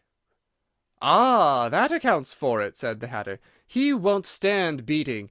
Now, if you only kept on good terms with him, he'd do almost anything you liked with the clock. For instance, suppose it were 9 o'clock in the morning, just time to begin lessons, you'd only have to whisper a hint to time, and round goes the clock in a twinkling. 1:30, time for dinner." "I only wish it was," the March Hare said to itself in a whisper. "That would be grand, certainly," said Alice thoughtfully. "But then I shouldn't be hungry for it, you know." "Not at first, perhaps," said the Hatter, "but you could keep it to 1:30 as long as you liked." "Is that the way you manage?" Alice asked. The Hatter shook his head mournfully. "Not I," he replied. "We quarrelled last month, just before he went mad, you know," pointing with his teaspoon to the March Hare. "It was at the great concert given by the Queen of Hearts, and I had to sing, 'Twinkle, twinkle, little bat, how I wonder what you're at.' You know that song, perhaps?" "I've heard something like it," said Alice. "It goes on, you know," the Hatter continued, "in this way. Up above the world you fly, like a tea-tray in the sky. Twinkle, twinkle." Here the Dormouse shook itself and began singing in its sleep, "Twinkle, twinkle, twinkle, twinkle," and went on so long that they had to pinch it to make it stop. "Well, I'd hardly finished the first verse," said the Hatter, "when the Queen jumped up and bawled out, 'He's murdering the time! Off with his head!'" "How dreadfully savage!" exclaimed Alice. "And ever since that," the Hatter went on in a mournful tone, "he won't do a thing I ask. It's always 6 o'clock now." A bright idea came into Alice's head. "Is that the reason so many tea things are put out here?" she asked. "Yes, that's it," said the Hatter with a sigh. "It's always tea time, and we've no time to wash the things between whiles." "Then you keep moving round, I suppose," said Alice. "Exactly so," said the Hatter, "as the things get used up." "But what happens when you come to the beginning again?" Alice ventured to ask. "Suppose we change the subject," the March Hare interrupted, yawning. "I'm getting tired of this. I vote the young lady tells us a story." "I'm afraid I don't know one," said Alice, rather alarmed at the proposal. "Then the Dormouse shall!" they both cried. "Wake up, Dormouse!" And they pinched it on both sides at once. The Dormouse slowly opened his eyes. "I wasn't asleep," he said in a hoarse, feeble voice. "I heard every word you fellows were saying." "Tell us a story," said the March Hare. "Yes, please do," pleaded Alice. "And be quick about it," added the Hatter, "or you'll be asleep again before it's done." "Once upon a time there were 3 little sisters," the Dormouse began in a great hurry, "and their names were Elsie, Lacie, and Tilly, and they lived at the bottom of a well." "What did they live on?" said Alice, who always took a great interest in questions of eating and drinking. "They lived on treacle," said the Dormouse, after thinking a minute or two. "They couldn't have done that, you know," Alice gently remarked. "They'd have been ill." "So they were," said the Dormouse, "very ill." Alice tried a little to fancy to herself what such an extraordinary way of living would be like, but it puzzled her too much, so she went on. "But why did they live at the bottom of a well?" "Take some more tea," the March Hare said to Alice very earnestly. "I've had nothing yet," Alice replied in an offended tone, "so I can't take more."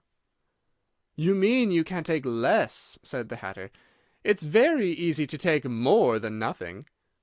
"Nobody asked your opinion," said Alice.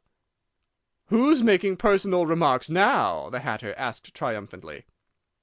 Alice did not quite know what to say to this, so she helped herself to some tea and bread and butter, and then turned to the Dormouse and repeated her question.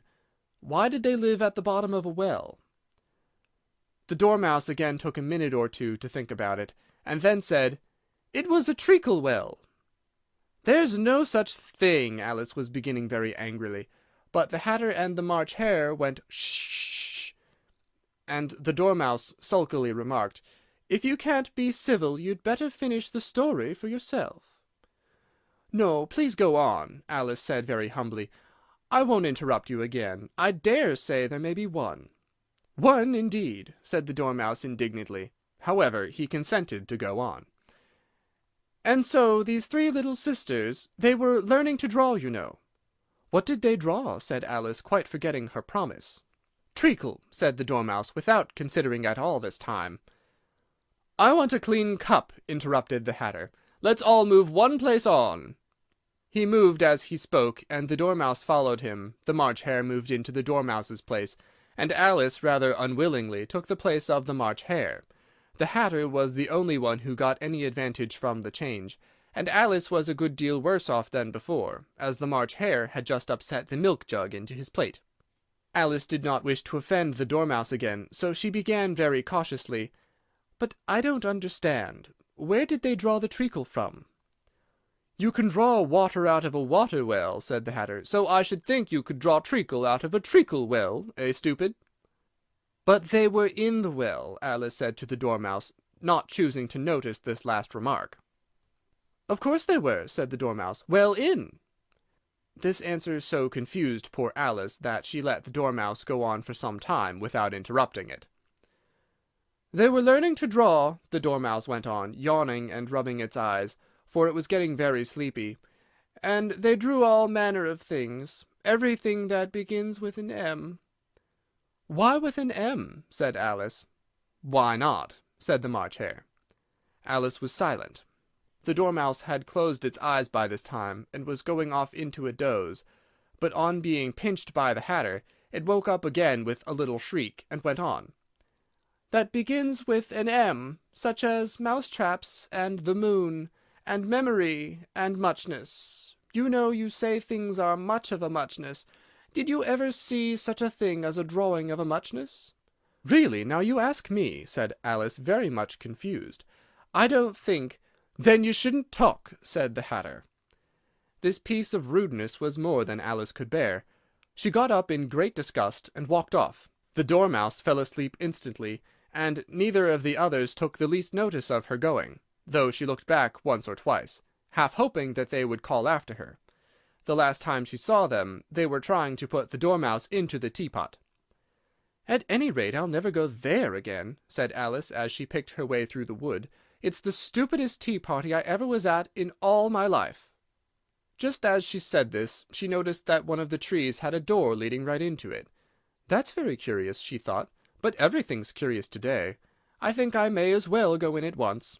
And in she went. Once more she found herself in the long hall, and close to the little glass table. "Now I'll manage better this time," she said to herself, and began by taking the little golden key, and unlocking the door that led into the garden. Then she set to work nibbling at the mushroom. She had kept a piece of it in her pocket, till she was about a foot high. Then she walked down the little passage, and then she found herself at last in the beautiful garden, among the bright flower beds and the cool fountains. The Queen's Croquet Ground. A large rose-tree stood near the entrance of the garden.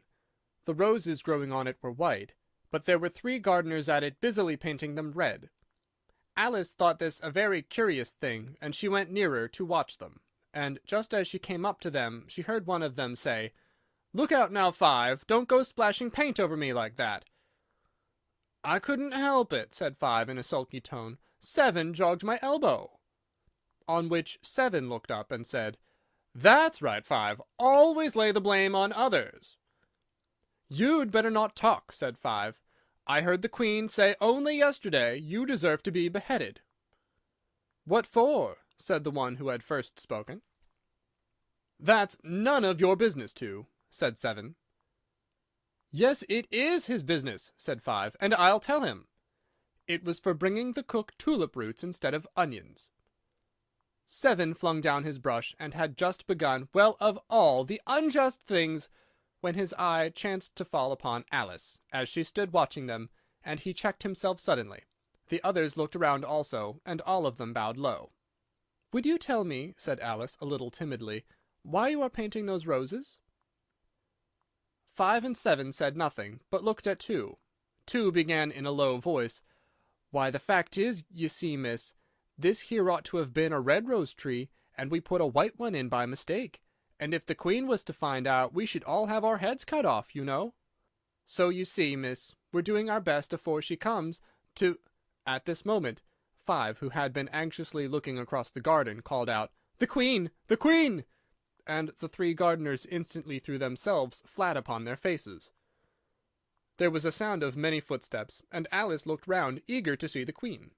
First came 10 soldiers carrying clubs. These were all shaped like the 3 gardeners, oblong and flat, with their hands and feet at the corners. Next, the 10 courtiers. These were ornamented all over with diamonds, and walked 2 and 2, as the soldiers did. After these came the royal children. There were 10 of them, and the little dears came jumping merrily along hand in hand, in couples. They were all ornamented with hearts. Next came the guests, mostly kings and queens, and among them Alice recognized the White Rabbit. It was talking in a hurried, nervous manner, smiling at everything that was said, and went by without noticing her.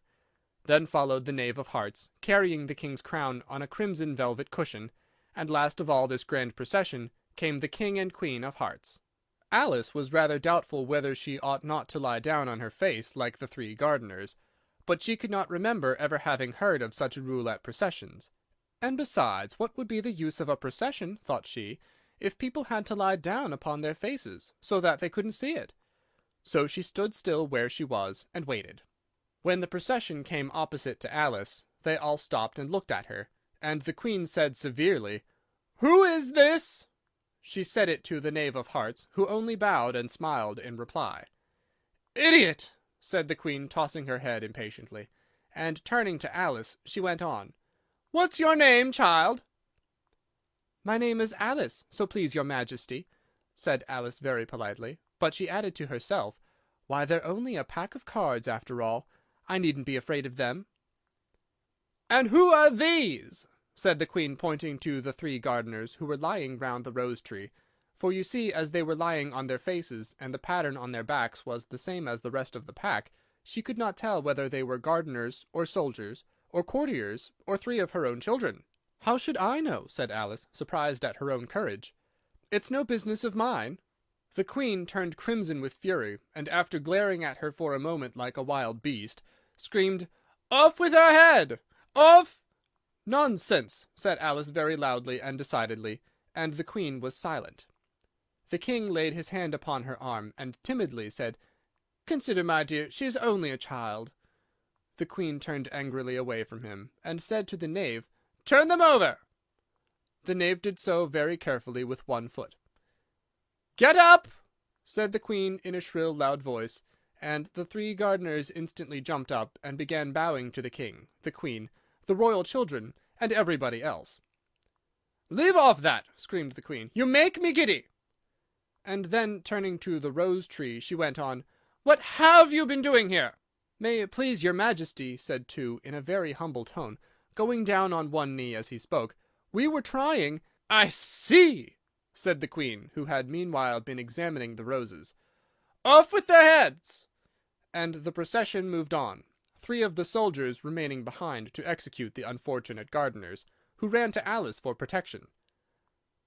"You shan't be beheaded," said Alice, and she put them into a large flower-pot that stood near. The three soldiers wandered about for a minute or two, looking for them, and then quietly marched off after the others. "Are their heads off?" shouted the Queen. "Their heads are gone, if it please your Majesty," the soldiers shouted in reply. "That's right," shouted the Queen. "Can you play croquet?" The soldiers were silent, and looked at Alice, as the question was evidently meant for her. "Yes!" shouted Alice. "Come on, then!" roared the Queen, and Alice joined the procession, wondering very much what would happen next.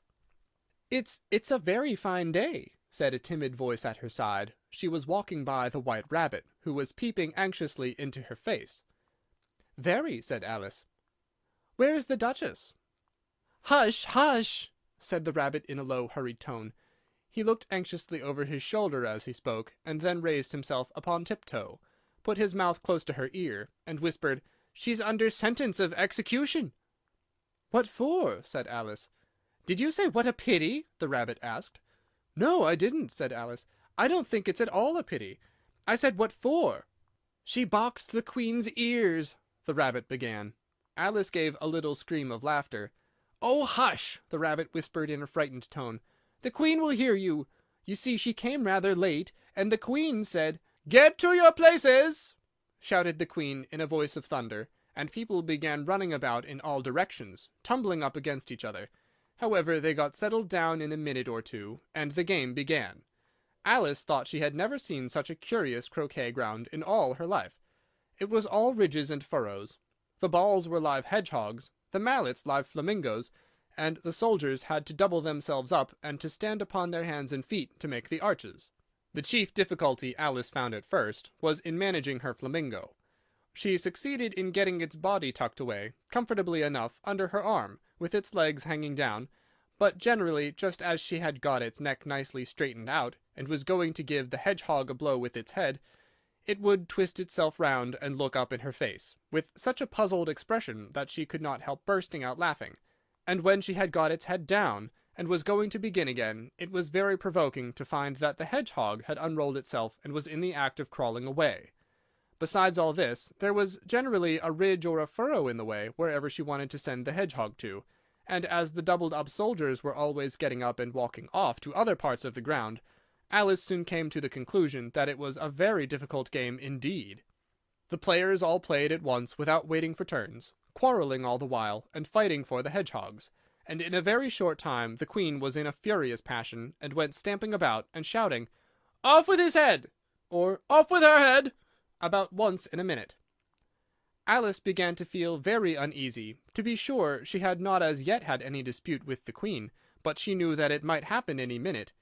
"And then," thought she, "what would become of me? They're dreadfully fond of beheading people here. The great wonder is that there's anyone left alive." She was looking about for some way of escape, and wondering whether she could get away without being seen, when she noticed a curious appearance in the air. It puzzled her very much at first, but after watching it a minute or two, she made it out to be a grin, and she said to herself, "It's the Cheshire Cat. Now I shall have somebody to talk to." "How are you getting on?" said the cat, as soon as there was mouth enough for it to speak with. Alice waited till the eyes had appeared, and then nodded. "It's no use speaking to it," she thought, "until its ears have come, or at least one of them." In another minute the whole head appeared, and then Alice put down her flamingo, and began an account of the game, feeling very glad she had some one to listen to her. The cat seemed to think that there was enough of it now in sight, and no more of it appeared. "I don't think they play at all fairly," Alice began in a rather complaining tone. "And they all quarrel so dreadfully one can't hear oneself speak, and they don't seem to have any rules in particular. At least, if there are, nobody attends to them. And you've no idea how confusing it is, all the things being alive. For instance, there's the arch I've got to go through next, walking about at the other end of the ground. And I should have croqueted the Queen's hedgehog just now, only it ran away when it saw mine coming." "How do you like the Queen?" said the cat in a low voice. "Not at all," said Alice. "She's so extremely—" Just then she noticed that the Queen was close behind her listening, so she went on, "likely to win, that it's hardly worth while finishing the game." The Queen smiled and passed on. "Who are you talking to?" said the King, coming up to Alice, and looking at the cat's head with great curiosity. "It's a friend of mine, a Cheshire Cat," said Alice. "Allow me to introduce it." "I don't like the look of it at all," said the King. "However, it may kiss my hand if it likes." "I'd rather not," the cat remarked. "Don't be impertinent," said the King, "and don't look at me like that." He got behind Alice as he spoke. "A cat may look at a king," said Alice. "I've read that in some book, but I don't remember where." "Well, it must be removed," said the King very decidedly, and he called to the Queen, who was passing at the moment. "My dear, I wish you would have this cat removed." The Queen had only one way of settling all difficulties, great or small. "Off with his head!" she said, without even looking round. "I'll fetch the executioner myself," said the King eagerly, and he hurried off.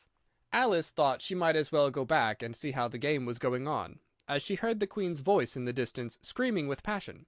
She had already heard her sentence 3 of the players to be executed for having missed their turns, and she did not like the look of things at all, as the game was in such confusion that she never knew whether it was her turn or not.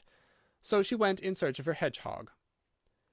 The hedgehog was engaged in a fight with another hedgehog, which seemed to Alice an excellent opportunity for croqueting one of them with the other. The only difficulty was, that her flamingo was gone across to the other side of the garden, where Alice could see it trying, in a helpless sort of way, to fly up into one of the trees. By the time she had caught the flamingo and brought it back, the fight was over, and both the hedgehogs were out of sight. "But it doesn't matter much," thought Alice, "as all the arches are gone from this side of the ground."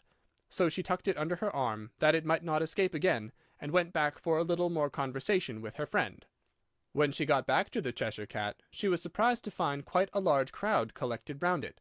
There was a dispute going on between the executioner, the King, and the Queen, who were all talking at once, while all the rest were quite silent, and looked very uncomfortable. The moment Alice appeared, she was appealed to by all 3 to settle the question, and they repeated their arguments to her, though, as they all spoke at once, she found it very hard indeed to make out exactly what they said. The executioner's argument was, that you couldn't cut off a head unless there was a body to cut it off from, that he had never had to do such a thing before, and he wasn't going to begin at his time of life. The King's argument was, that anything that had a head could be beheaded, and that you weren't to talk nonsense. The Queen's argument was, that if something wasn't done about it in less than no time, she'd have everybody executed all round. It was this last remark that had made the whole party look so grave and anxious. Alice could think of nothing else to say but, "It belongs to the Duchess. You'd better ask her about it." "She's in prison," the Queen said to the executioner. "Fetch her here." And the executioner went off like an arrow. The cat's head began fading away the moment he was gone, and by the time he had come back with the Duchess, it had entirely disappeared. So the King and the executioner ran wildly up and down looking for it, while the rest of the party went back to the game. The Mock Turtle's Story. "You can't think how glad I am to see you again, you dear old thing," said the Duchess, as she tucked her arm affectionately into Alice's, and they walked off together. Alice was very glad to find her in such a pleasant temper, and thought to herself that perhaps it was only the pepper that had made her so savage when they met in the kitchen. "When I'm a duchess," she said to herself, not in a very hopeful tone, though, "I won't have any pepper in my kitchen at all. Soup does very well without. Maybe it's always pepper that makes people hot-tempered," she went on, very much pleased at having found out a new kind of rule, "and vinegar that makes them sour, and chamomile that makes them bitter, and barley sugar and such things that make children sweet-tempered. I only wish people knew that, then they wouldn't be so stingy about it, you know." She had quite forgotten the Duchess by this time, and was a little startled when she heard her voice close to her ear.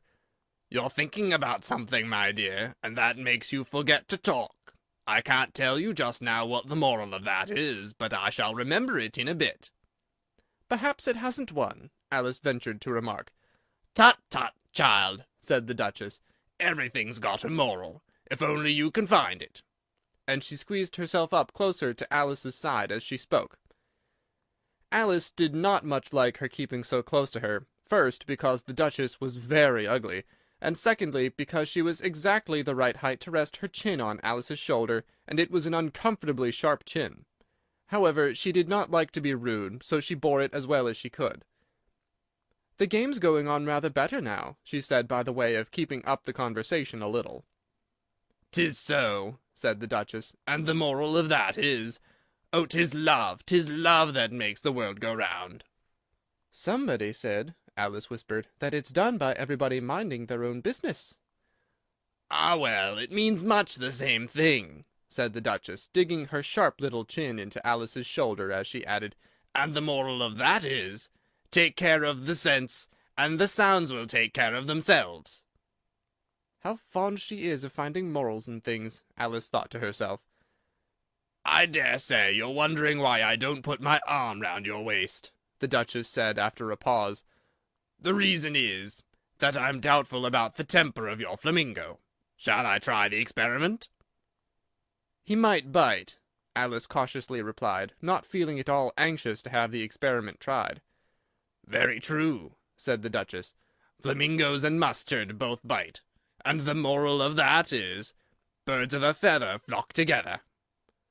"Only mustard isn't a bird," Alice remarked. "Right, as usual," said the Duchess. "What a clever way you have of putting things." "It's a mineral, I think," said Alice. "Of course it is," said the Duchess, who seemed ready to agree to everything that Alice said. "There's a large mustard mine near here, and the moral of that is, the more there is of mine, the less there is of yours." "Oh, I know!" exclaimed Alice, who had not attended to this last remark. "It's a vegetable. It doesn't look like one, but it is." "I quite agree with you," said the Duchess. "And the moral of that is, be what you would seem to be, or if you'd like it put more simply, never imagine yourself not to be otherwise than what it might appear to others that what you were, or might have been, was not otherwise than what you had been would have appeared to them to be otherwise." "I think I should understand that better," Alice said very politely, "if I had it written down, but I can't quite follow it as you say it." "That's nothing to what I could say if I chose," the Duchess replied in a pleased tone. "Pray don't trouble yourself to say it any longer than that," said Alice. "Oh, don't talk about trouble," said the Duchess. "I make you a present of everything I've said as yet." "A cheap sort of present," thought Alice. "I'm glad they don't give birthday presents like that." But she did not venture to say it out loud. "Thinking again?" the Duchess asked with another dig of her sharp little chin. "I've a right to think," said Alice sharply, for she was beginning to feel a little worried. "Just about as much right," said the Duchess, "as pigs have to fly, and the—" But here, to Alice's great surprise, the Duchess's voice died away, even in the middle of her favorite word, moral, and the arm that was linked into hers began to tremble. Alice looked up, and there stood the Queen in front of them, with her arms folded, frowning like a thunderstorm. "A fine day, your Majesty," the Duchess began in a low, weak voice. "Now I give you fair warning," shouted the Queen, stamping on the ground as she spoke. "Either you or your head must be off, and that in about half no time. Take your choice." The Duchess took her choice, and was gone in a moment. "Let's go on with the game," the Queen said to Alice, and Alice was too much frightened to say a word, but slowly followed her back to the croquet ground. The other guests had taken advantage of the Queen's absence, and were resting in the shade. However, the moment they saw her, they hurried back to the game, the Queen merely remarking that a moment's delay would cost them their lives. All the time they were playing, the Queen never left off quarrelling with the other players, and shouting, "Off with his head!" or "Off with her head!" Those whom she sentenced were taken into custody by the soldiers, who of course had to leave off being arches to do this, so that by the end of half an hour or so there were no arches left, and all the players, except the King, the Queen, and Alice, were in custody and under sentence of execution. Then the Queen left off, quite out of breath, and said to Alice, "Have you seen the Mock Turtle yet?" "No," said Alice, "I don't even know what a mock turtle is." "It's the thing mock turtle soup is made from," said the Queen. "I never saw one, or heard of one," said Alice. "Come on, then," said the Queen, "and he shall tell you his history." As they walked off together, Alice heard the King say in a low voice to the company generally, "You're all pardoned." "Come, that's a good thing," she said to herself, for she had felt quite unhappy at the number of executions the Queen had ordered. They very soon came upon a griffin lying fast asleep in the sun. If you don't know what a griffin is, look at the picture. "Up, lazy thing!" said the Queen, "and take this young lady to see the Mock Turtle, and to hear his history. I must go back and see after some executions I have ordered." And she walked off, leaving Alice alone with the griffin. Alice did not quite like the look of the creature, but on the whole she thought it would be quite as safe to stay with it as to go after that savage Queen. So she waited. The griffin sat up and rubbed its eyes. Then it watched the Queen till she was out of sight. Then it chuckled. "What fun!" said the griffin, half to itself, half to Alice. "What is the fun?" said Alice. "Why, she," said the griffin. "It's all her fancy, that. They never executes nobody, you know. Come on." "Everybody says come on here," thought Alice, as she went slowly after it. "I never was so ordered about in my life. Never." They had not gone so far before they saw the Mock Turtle in the distance, sitting sad and lonely on a little ledge of a rock, and as they came nearer, Alice could hear him sighing as if his heart would break. She pitied him deeply.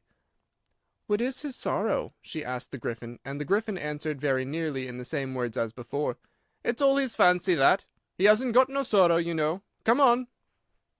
So they went up to the Mock Turtle, who looked at them with large eyes full of tears, but said nothing. "This here young lady," said the griffin, "she wants to know your history, she do." "I'll tell it her," said the Mock Turtle in a deep, hollow tone. "Sit down, both of you, and don't speak a word till I've finished." So they sat down, and nobody spoke for some minutes. Alice thought to herself, "I don't see how he can ever finish if he doesn't begin." But she waited patiently. "Once," said the Mock Turtle at last, with a deep sigh, "I was a real turtle." These words were followed by a very long silence, broken only by an occasional exclamation of from the griffin, and the constant heavy sobbing of the Mock Turtle. Alice was very nearly getting up and saying, "Thank you, sir, for your interesting story," but she could not help thinking there must be more to come, so she sat still and said nothing. "When we were little," the Mock Turtle went on at last, more calmly, though still sobbing a little now and then, "we went to school in the sea. The master was an old turtle. We used to call him Tortoise." "Why did you call him Tortoise, if he wasn't one?" Alice asked. "We called him Tortoise because he taught us," said the Mock Turtle angrily. "Really, you are very dull." "You ought to be ashamed of yourself for asking such a simple question," added the griffin, and they both sat silent and looked at poor Alice, who felt ready to sink into the earth. At last the griffin said to the Mock Turtle, "Drive on, old fellow, don't be all day about it." And he went on in these words. "Yes, we went to school in the sea, though you mayn't believe it." "I never said I didn't," interrupted Alice. "You did," said the Mock Turtle. "Hold your tongue," added the griffin, before Alice could speak again. The Mock Turtle went on. "We had the best of educations. In fact, we went to school every day." "I've been to a day school, too," said Alice. "You needn't be so proud as all that." "With extras?" asked the Mock Turtle a little anxiously. "Yes," said Alice. "We learned French and music." "And washing?" said the Mock Turtle.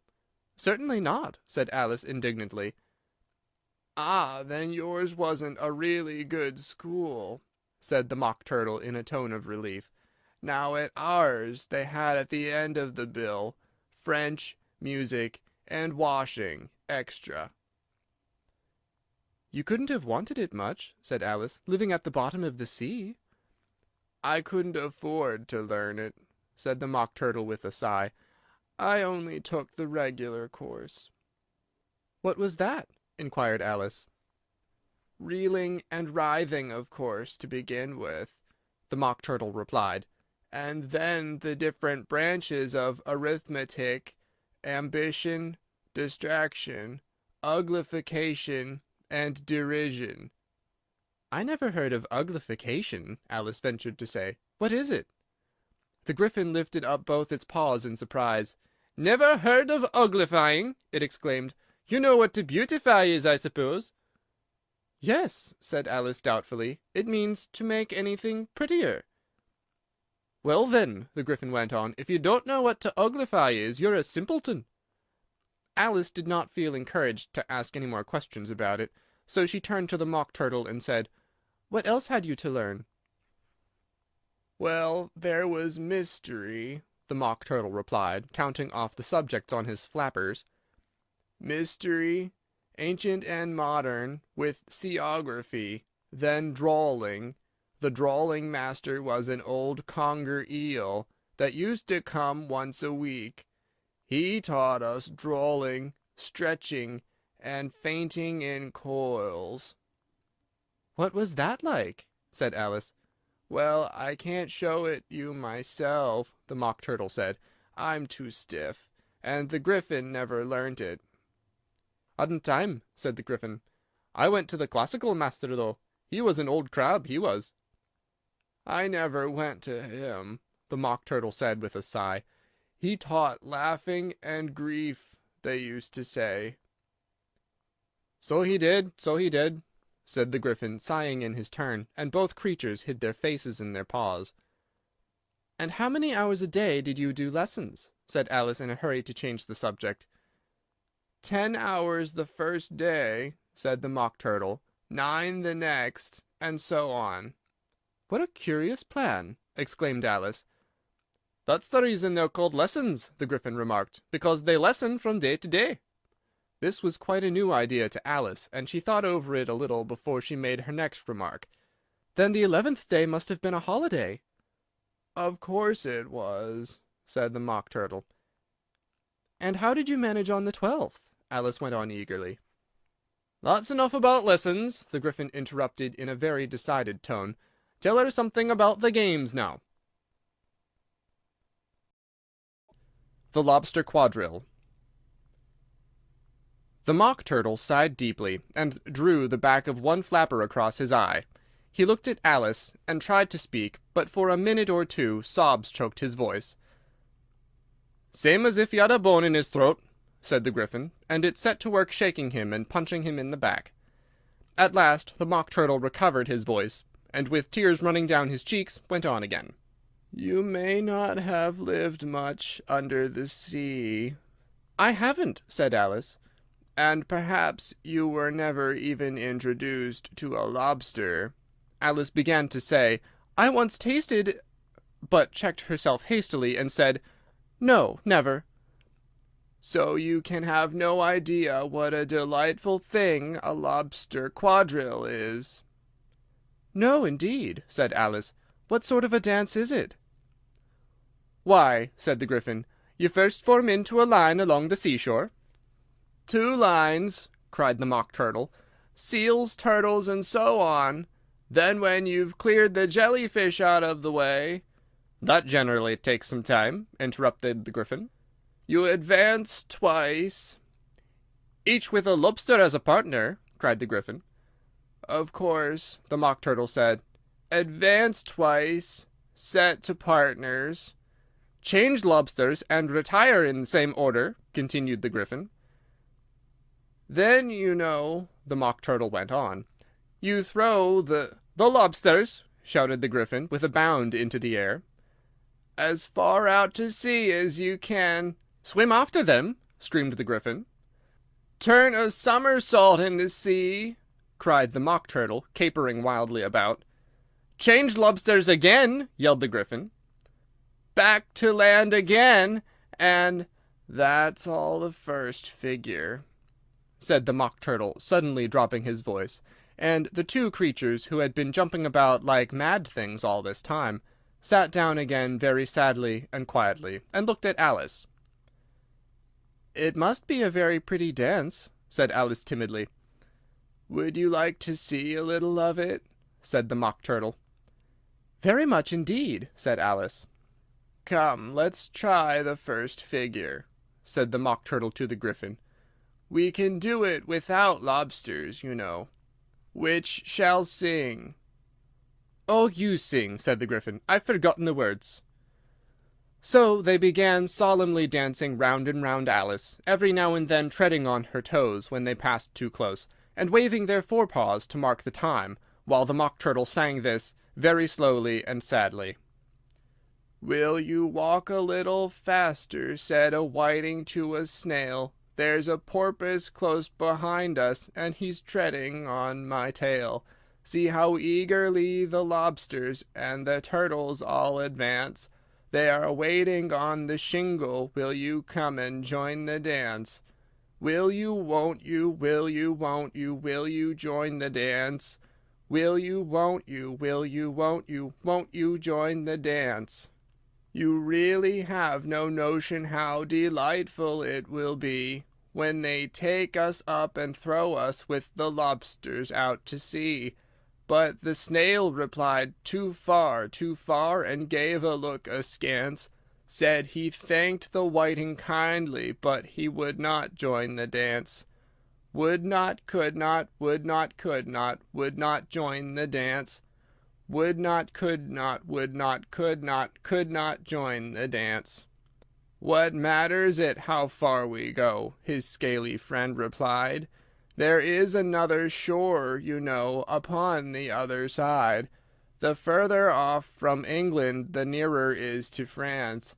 Then turn not pale, beloved snail, but come and join the dance. Will you, won't you, will you, won't you, will you join the dance? Will you, won't you, will you, won't you join the dance?" "Thank you, it's a very interesting dance to watch," said Alice, feeling very glad it was over at last. "And I do so like that curious song about the whiting."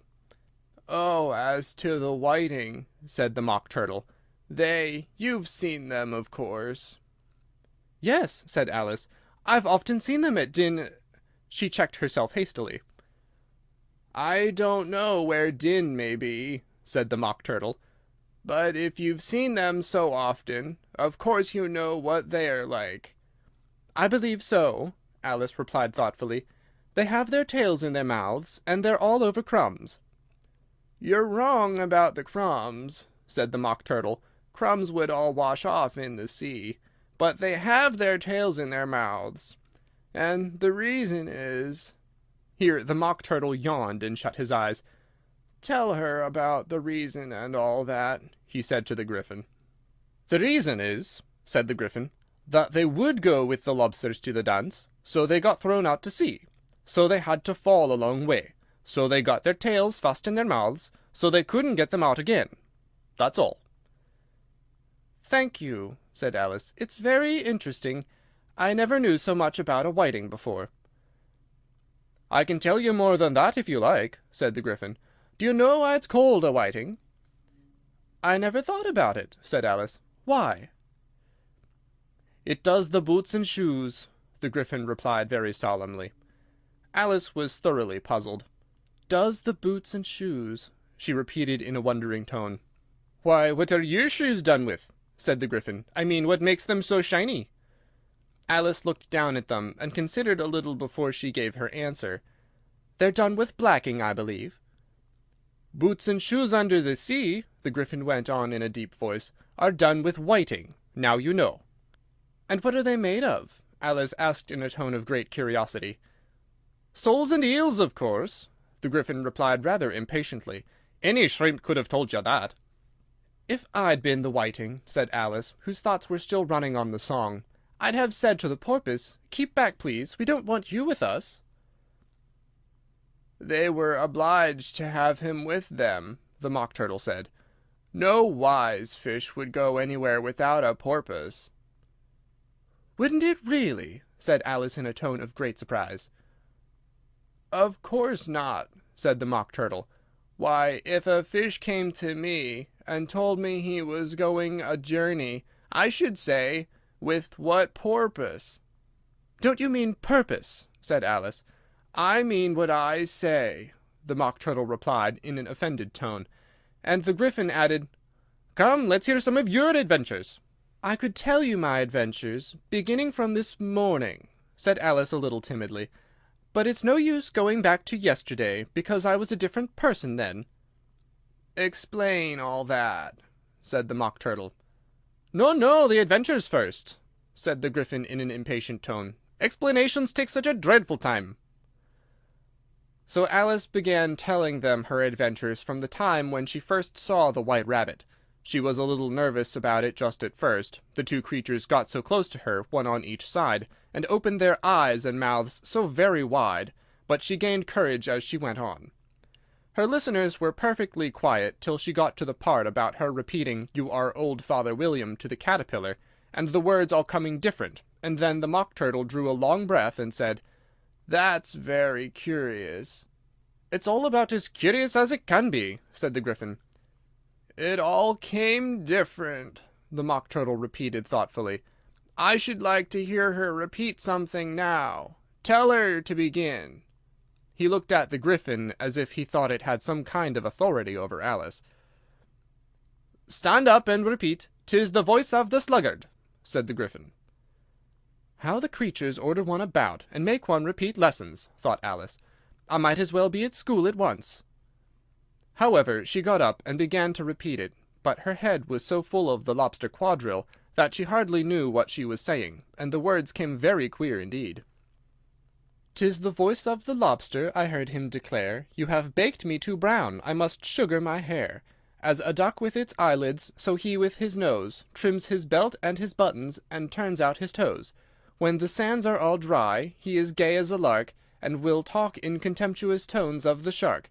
But when the tide rises and sharks are around, his voice has a timid and tremulous sound." "That's different from what I used to say when I was a child," said the Gryphon. "Well, I never heard it before," said the Mock Turtle, "but it sounds uncommon nonsense." Alice said nothing. She had sat down with her face in her hands, wondering if anything would ever happen in a natural way again. "I should like to have it explained," said the Mock Turtle. "She cannot explain it," hastily said the Gryphon. "Go on with the next verse." "But about his toes," the Mock Turtle persisted. "How could he turn them out with his nose, you know?"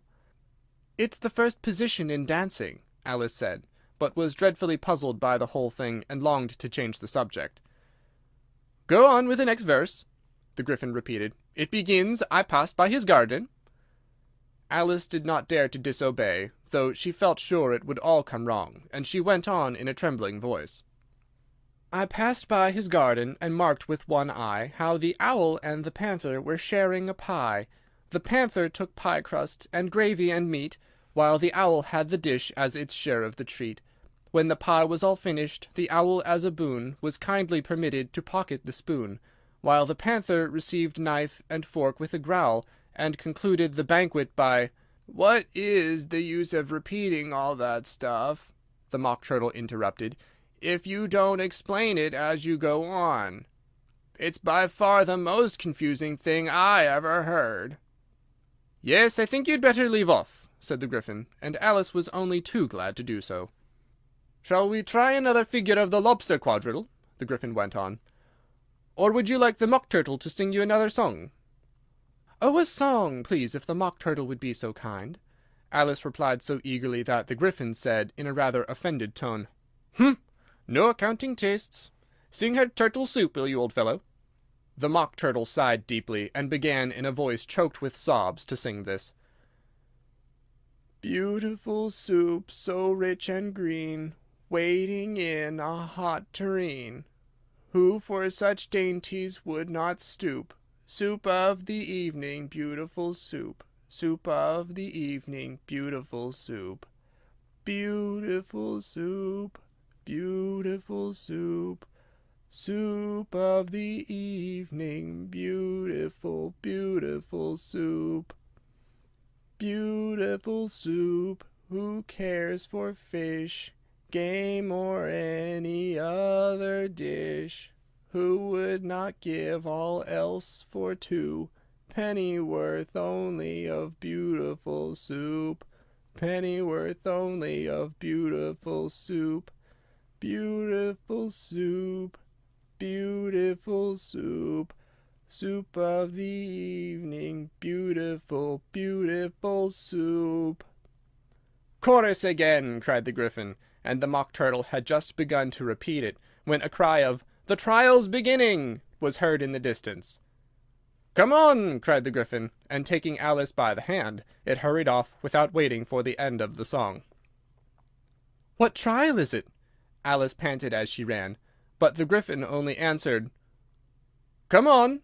and ran the faster, while more and more faintly came, carried on the breeze that followed them, the melancholy words: "Soup of the evening, beautiful, beautiful soup." Who Stole the Tarts? The King and Queen of Hearts were seated on their throne when they arrived, with a great crowd assembled about them, all sorts of little birds and beasts, as well as the whole pack of cards. The knave was standing before them in chains, with a soldier on each side to guard him, and near the king was the White Rabbit, with a trumpet in one hand and a scroll of parchment in the other. In the very middle of the court was a table, with a large dish of tarts upon it. They looked so good that it made Alice quite hungry to look at them. "I wish they'd get the trial done," she thought, "and hand round the refreshments." But there seemed to be no chance of this, so she began looking about her to pass away the time. Alice had never been in a court of justice before, but she had read about them in books, and she was quite pleased to find that she knew the name of nearly everything there.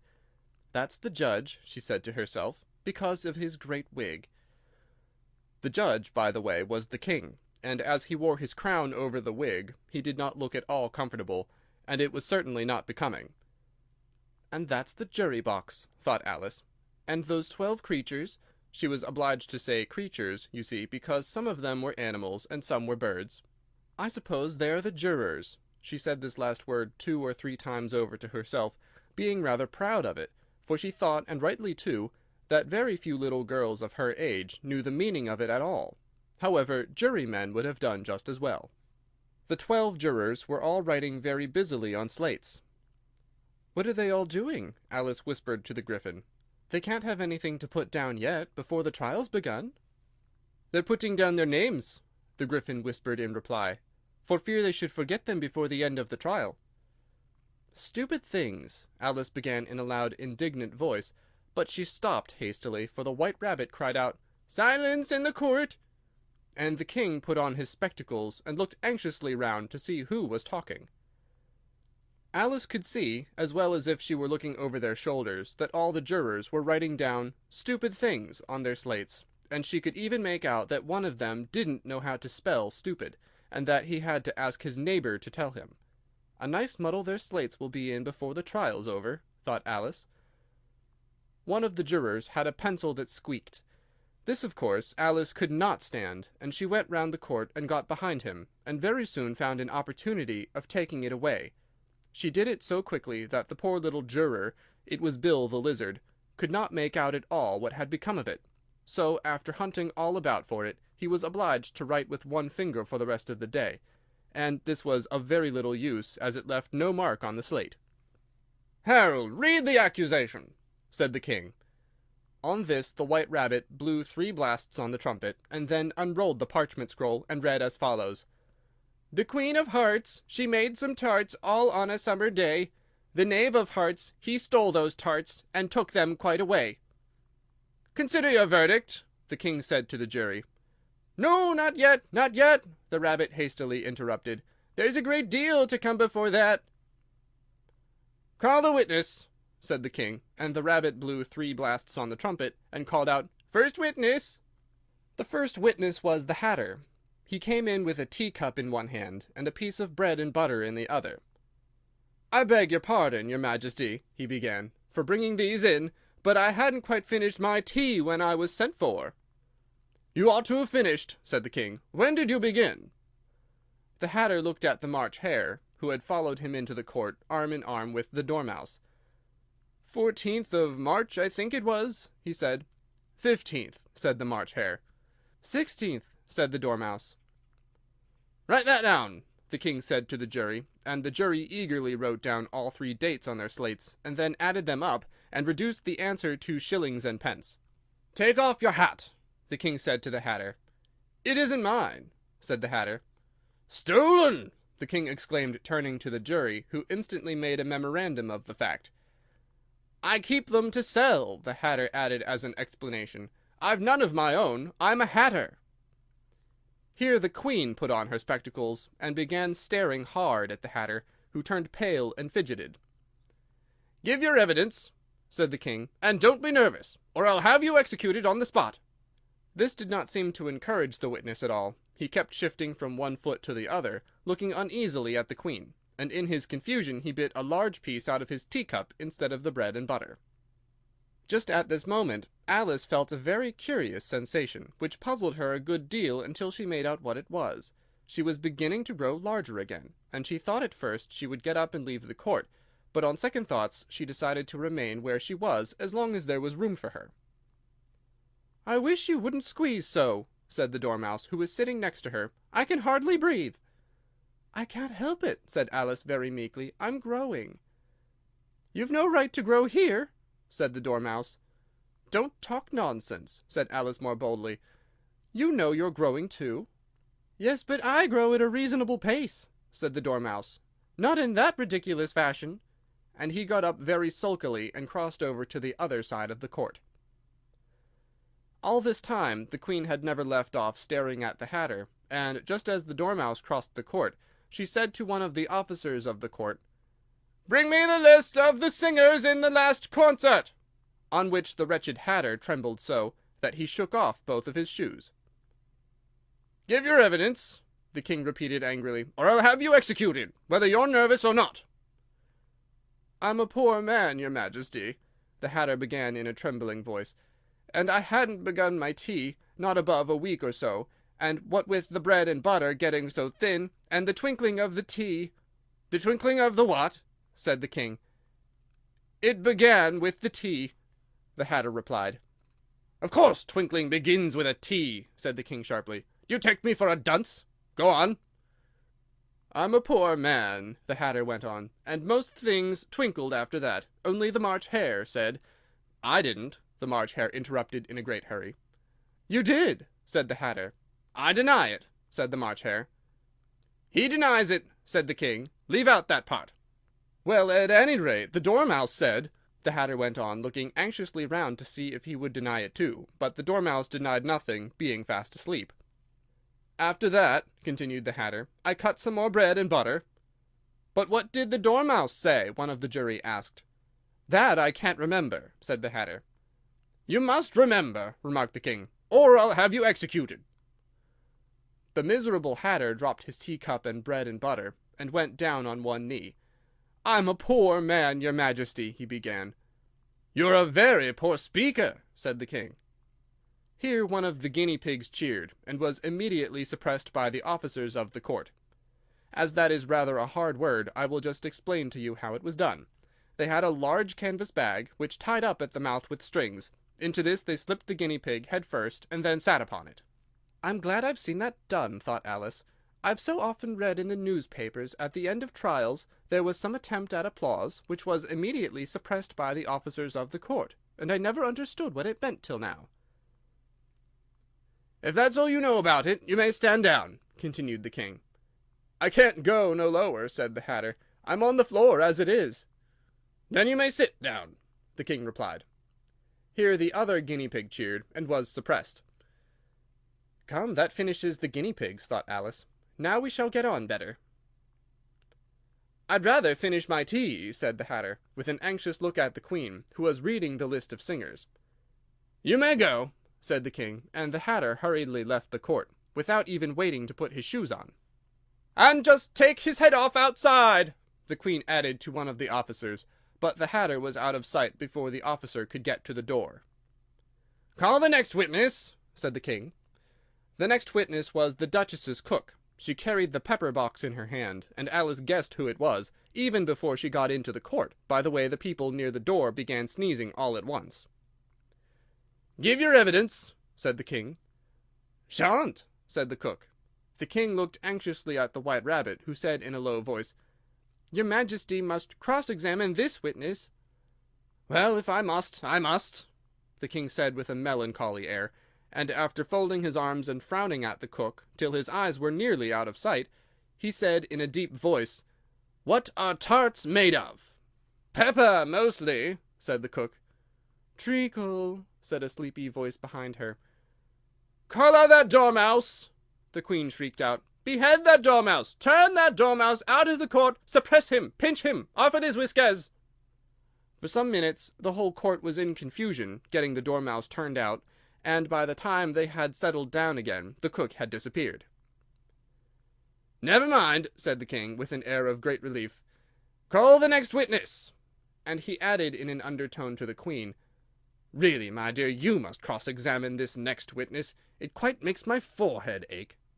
Alice watched the White Rabbit as he fumbled over the list, feeling very curious to see what the next witness would be like. "For they haven't got much evidence yet," she said to herself. Imagine her surprise when the White Rabbit read out at the top of his shrill little voice the name Alice. Alice's evidence. "Here!" cried Alice, quite forgetting in the flurry of the moment how large she had grown in the last few minutes, and she jumped up in such a hurry that she tipped over the jury box with the edge of her skirt, upsetting all the jurymen onto their heads of the crowd below, and there they lay sprawling about, reminding her very much of a globe of goldfish she had accidentally upset the week before. "Oh, I beg your pardon!" she exclaimed in a tone of great dismay, and began picking them up again as quickly as she could, for the accident of the goldfish kept running in her head, and she had a vague sort of idea that they must be collected at once and put back into the jury box, or they would die. "The trial cannot proceed," said the king in a very grave voice, "until all the jurymen are back in their proper places. All," he repeated with great emphasis, looking hard at Alice as he said so. Alice looked at the jury box, and saw that in her haste she had put the lizard in head downwards, and the poor little thing was waving its tail about in a melancholy way, being quite unable to move. She soon got it out again, and put it right. "Not that it signifies much," she said to herself. "I should think it would be quite as much use in the trial one way up as the other." As soon as the jury had a little recovered from the shock of being upset, and their slates and pencils had been found and handed back to them, they set to work very diligently to write out a history of the accident, all except the lizard, who seemed too much overcome to do anything but sit with its mouth open, gazing up into the roof of the court. "What do you know about this business?" the king said to Alice. "Nothing." "Nothing whatever?" persisted the king. "Nothing whatever," said Alice. "That's very important," the king said, turning to the jury. They were just beginning to write this down on their slates, when the White Rabbit interrupted. "Unimportant, your Majesty means, of course," he said in a very respectful tone, but frowning and making faces at him as he spoke. "Unimportant, of course I mean," the king hastily said, and went on himself in an undertone. "Important, unimportant, unimportant, important," as if he were trying which word sounded best. Some of the jury wrote it down important, and some unimportant. Alice could see this as she was near enough to look over their slates. But it doesn't matter a bit, she thought to herself. At this moment the king, who had been for some time busily writing in his notebook, called out, "Silence!" and read out from his book, "Rule 42, all persons more than a mile high to leave the court." Everybody looked at Alice. "I'm not a mile high," said Alice. "You are," said the king. "Nearly 2 miles high," added the queen. "Well, I shan't go at any rate," said Alice. "Besides, that's not a regular rule. You invented it just now." "It's the oldest rule in the book," said the king. "Then it ought to be number 1, said Alice. The king turned pale, and shut his notebook hastily. "Consider your verdict," he said to the jury in a low, trembling voice. "There's more evidence to come yet, please your majesty," said the White Rabbit, jumping up in a great hurry. "This paper has just been picked up." "What's in it?" said the queen. "I haven't opened it yet," said the White Rabbit, "but it seems to be a letter written by the prisoner to somebody." "It must have been that," said the king, "unless it was written to nobody, which isn't usual, you know." "Who is it directed to?" said one of the jurymen. "It isn't directed at all," said the White Rabbit. "In fact, there's nothing written on the outside." He unfolded the paper as he spoke, and added, "It isn't a letter after all. It's a set of verses." "Are they in the prisoner's handwriting?" asked another of the jurymen.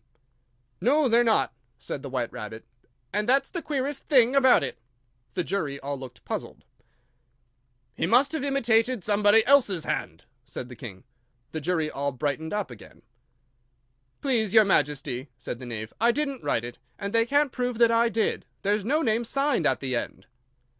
"If you didn't sign it," said the king, "that only makes the matter worse. You must have meant some mischief, or else you'd have signed your name like an honest man."